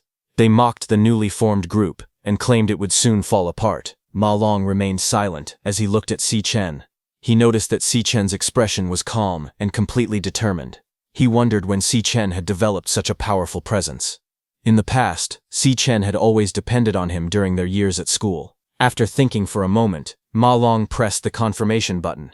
He declared that they had already survived 4 years together, so he would remain beside Si Chen until the very end. Shang Yu also confirmed his choice. He said it did not matter whether the dungeon was D-rank or F-rank because they were already expected to finish last. Since there was nothing left to lose, he decided that they might as well enter the D-rank dungeon and see what it was really like. Seeing both of them confirm without hesitation, Shang Zhou became nervous and called out to the others. He could not believe he was the only one left to decide. He complained that he was supposed to be the strongest person in their dorm, so he should not have been the last to make up his mind. After grumbling for a moment, he finally raised his wrist and pressed the confirmation button. He shouted that he was joining too. Since they were all graduating soon anyway, he decided they might as well give everything they had. As soon as he confirmed, the system announced that every member of Si Chen's team had accepted the D-rank dungeon. The team's registration was completed successfully. Si Chen looked at his teammates with gratitude. He quietly apologized and admitted that he had chosen the D-rank dungeon because he wanted to earn the MVP title. However, he also confessed that his decision had forced all of them to enter the dangerous dungeon with him. Si Chen's statement caught Gong Ting's attention. As he was about to leave, Si Chen smiled at his teammates and encouraged them to give their best. But suddenly, Gong Ting called out to him, saying that the MVP title belonged to him. Hearing his voice, Si Chen and his teammates looked back. Standing behind them, Gong Ting stared directly at Si Chen. His eyes burned with determination as he declared that there could only be one strongest student in the entire school. Ling Yu noticed the intense look on Gong Ting's face, and remarked that it was the first time she had ever seen him show such a serious expression. As Si Chen and his teammates walked away together, Ling Yu watched and realized that the long-awaited rivalry between Si Chen and Gong Ting had finally come into the open. Standing beside Ling Yu, the principal watched the students with a smile and said that the younger generation was truly impressive and fearless. However, Ling Yu felt that Si Chen had become a little too overconfident by choosing a D-rank dungeon. She explained that even if he had already reached C-rank strength, clearing a D-rank dungeon alone would still be impossible. She then pointed out that a D-rank dungeon gave a 3x score bonus, allowing a maximum score of 150 points. However, its difficulty was several times greater than that of an E-rank dungeon. Considering the current abilities of Si Chen's team, she believed that choosing a D-rank dungeon was clearly not the best decision. The principal agreed that there was only a little more than a month left before the battle examination. He believed it would be impossible for Si Chen's team to develop the necessary strength in such a short time to overcome a dungeon of that level. He hoped that when the examination arrived, Si Chen's team would at least be able to give a respectable performance. As the days passed, only 17 days remained before the graduation examination. Every day, Si Chen pushed his teammates through exhausting physical training. They were left gasping for breath after endless dodgeball drills, shuttle runs, sprints, and long-distance running. Ma Long finally complained. He pointed out that everyone else was using the monster combat simulator in the elemental power training room, while they were being forced to do ordinary physical exercises instead. Confused and exhausted, he asked why they had to train this way. He argued that their graduation examination was not a triathlon, so he could not understand the purpose of all the running. Si Chen calmly explained that practicing elemental abilities in a simulation room was no longer the most important thing. In the end, it was only a simulation, and could never fully prepare them for reality. He told them that when they entered a real and unfamiliar dungeon, they would face powerful monsters they had never encountered before. At that moment, fear of the unknown would overwhelm them. He explained that memorized theories alone would not decide whether they survived. Si Chen explained that in a real dungeon, victory would not come from a last-second attack combination. Instead, survival would depend on a person's instincts. When facing life-or-death situations, quick reactions and natural combat judgment were far more important than memorized strategies. He told his teammates that their current training was focused on building physical endurance, explosive strength, and faster reaction speed. Every exercise they were doing was meant to sharpen their instincts so their bodies would react naturally in dangerous situations. Si Chen also explained that the school's simulation training offered only limited benefits. The best way to grow stronger was to enter a real dungeon and gain actual combat experience. But ordinary people like them had no chance to train in real dungeons. Only people with high status and special privileges had access to those opportunities, and those people had always been far above ordinary students. Because of that advantage, they continued to widen the gap between themselves and everyone else. He was talking about Gong Ting's team, who were training in real dungeons. Si Chen explained that privileged families protected their power by making sure they always stayed ahead of everyone else. From the day they were born, they had already been given opportunities and resources that ordinary people could only dream of obtaining after spending their entire lives working for them. Hearing that, Shang Zhou asked him what a group of ordinary students like them could possibly do against people with such overwhelming advantages. Si Chen calmly replied that the graduation examination was their chance. If they could enter the Imperial Guild, They would break through the social barrier that separated ordinary people from the privileged elite. It would happen right before everyone's eyes. His teammates looked at him in surprise as they realized what he was aiming for. Si Chen believed that the graduation examination was the only opportunity for ordinary students to surpass those who had been given every advantage since birth. He also knew it was his own best chance to catch up not only to Gong Ting and the other humans, but also to those monsters. With unwavering determination, Si Chen promised that he would do everything he could to keep his promise to his teammates. He looked at them with confidence and declared that they would definitely win. 15 days remained before the graduation examination. While his teammates continued their physical training, Si Chen spent his time inside the Dream Tower's Starfall Barrens.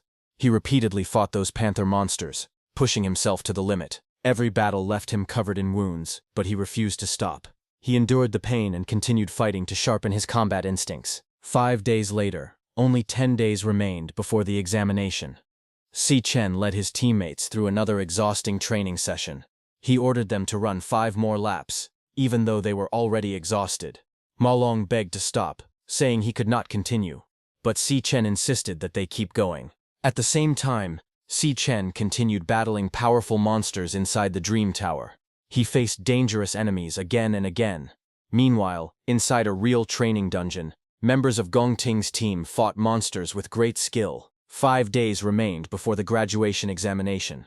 Si Chen pushed both himself and his teammates through even harsher training. While his teammates struggled to complete hundreds of push-ups, Si Chen trained with heavy weights on his back, refusing to slow down despite the intense strain on his body. 3 days remained before the exam. Gong Ting continued fighting powerful monsters inside the dungeon without rest. Every battle sharpened his skills and made him stronger. With only 2 days left, Si Chen finally broke through and reached level 16, becoming a level 16 Volt Assassin. His strength increased once again after defeating another powerful monster. When only 1 day remained, Si Chen stood covered in blood after another fierce battle.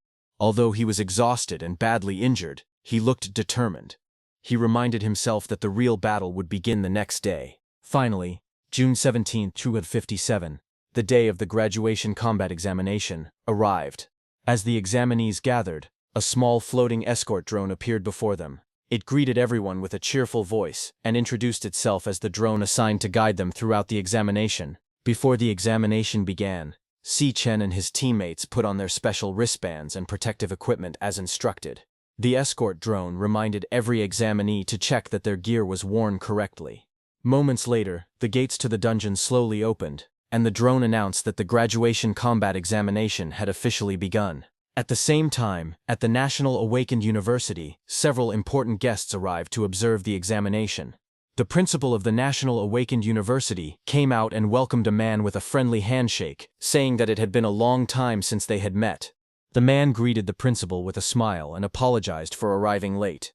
He was Gong Lin, the co-founder of the Imperial Guild and the father of Gong Ting. Students and teachers watching from the university building were amazed when they learned that Gong Lin was one of the founders of the Imperial Guild. Some even admired how handsome he looked. Soon, they noticed another luxurious car arriving behind Gong Lin's vehicle.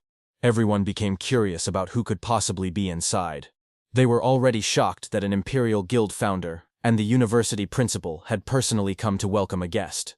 A bodyguard opened the car door, and a young, elegant man stepped out. He was Carl Cavendish, the vice chairman of the World Guild Alliance. The moment everyone saw him, they were completely stunned. They could not believe that the vice chairman of the World Guild Alliance had actually come to their school. They realized that someone of his status was so important that most people would never get the chance to see him even once in their lifetime. They finally understood why the entire administrative district had been cleared and placed under such heavy security that day. Everyone knew that the Guild Alliance was the most powerful organization in the world. They believed that if the Guild Alliance noticed someone, that person's entire life could change. Even making contact with the Alliance was considered a life-changing opportunity. As the live broadcast of the graduation combat examination was about to begin, the principal asked everyone to enter the venue. Inside, the director of career services, Gong Xuan, revealed that 104 students were participating in this year's graduation combat examination, divided into 28 teams. The results of the team selections were then announced. 23 teams had chosen F-rank layers, 3 teams had chosen E-rank layers, and only 2 teams had chosen D-rank layers. When Guild Alliance Secretary General Sigrid heard this, she was surprised that some students had actually chosen D-rank lairs. She pointed out that even experienced professional guild parties considered D-rank lairs extremely dangerous. She then asked Gong Shen whether the students had been properly warned about the risks before making their choices.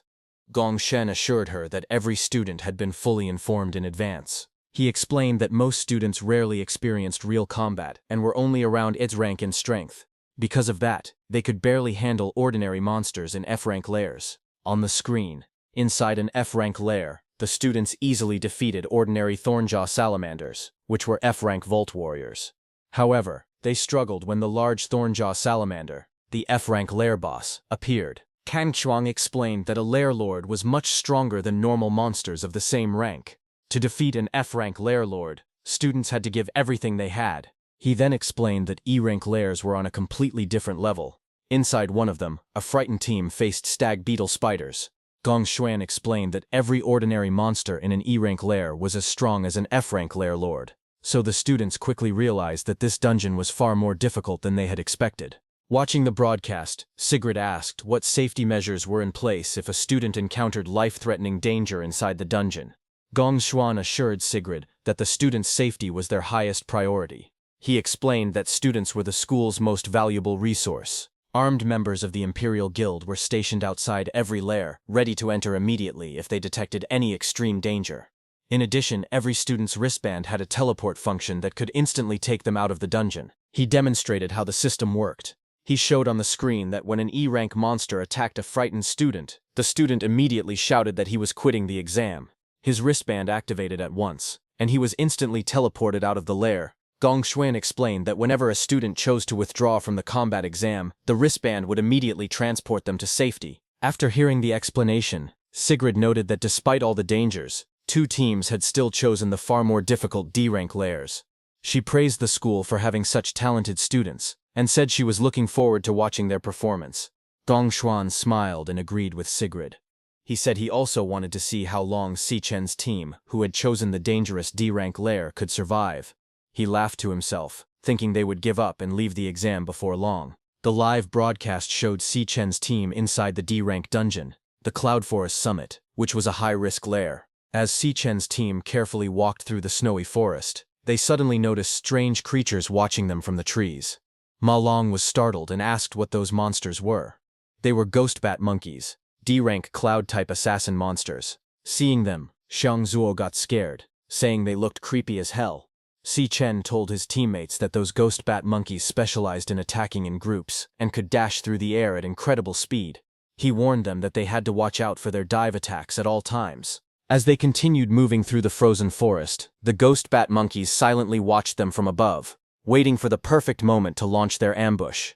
Then, at the right moment, the ghost bat monkeys launched their ambush from above, but Si Chen immediately sensed the danger and shouted a warning to his teammates. As the ghost bat monkeys dived toward the group at incredible speed, Xiang Zuo, Ma Long, and Xiang Yu reacted instantly. They moved, jumped, and dodged the ghost bat monkeys' attacks. Seeing that, all three of them were shocked. They could not believe they had actually dodged the attacks of D-rank monsters. Ma Long looked at himself in disbelief and exclaimed that he was still alive. Before anyone could recover from the shock, a ghost bat monkey suddenly fell to the ground with its head sliced off. Xiang Zuo stared ahead in stunned silence. His eyes widened in shock as he saw Si Chen standing in the snow while three ghost bat monkeys lay dead around him. He could hardly believe that Si Chen had defeated three D-rank monsters in a single instant.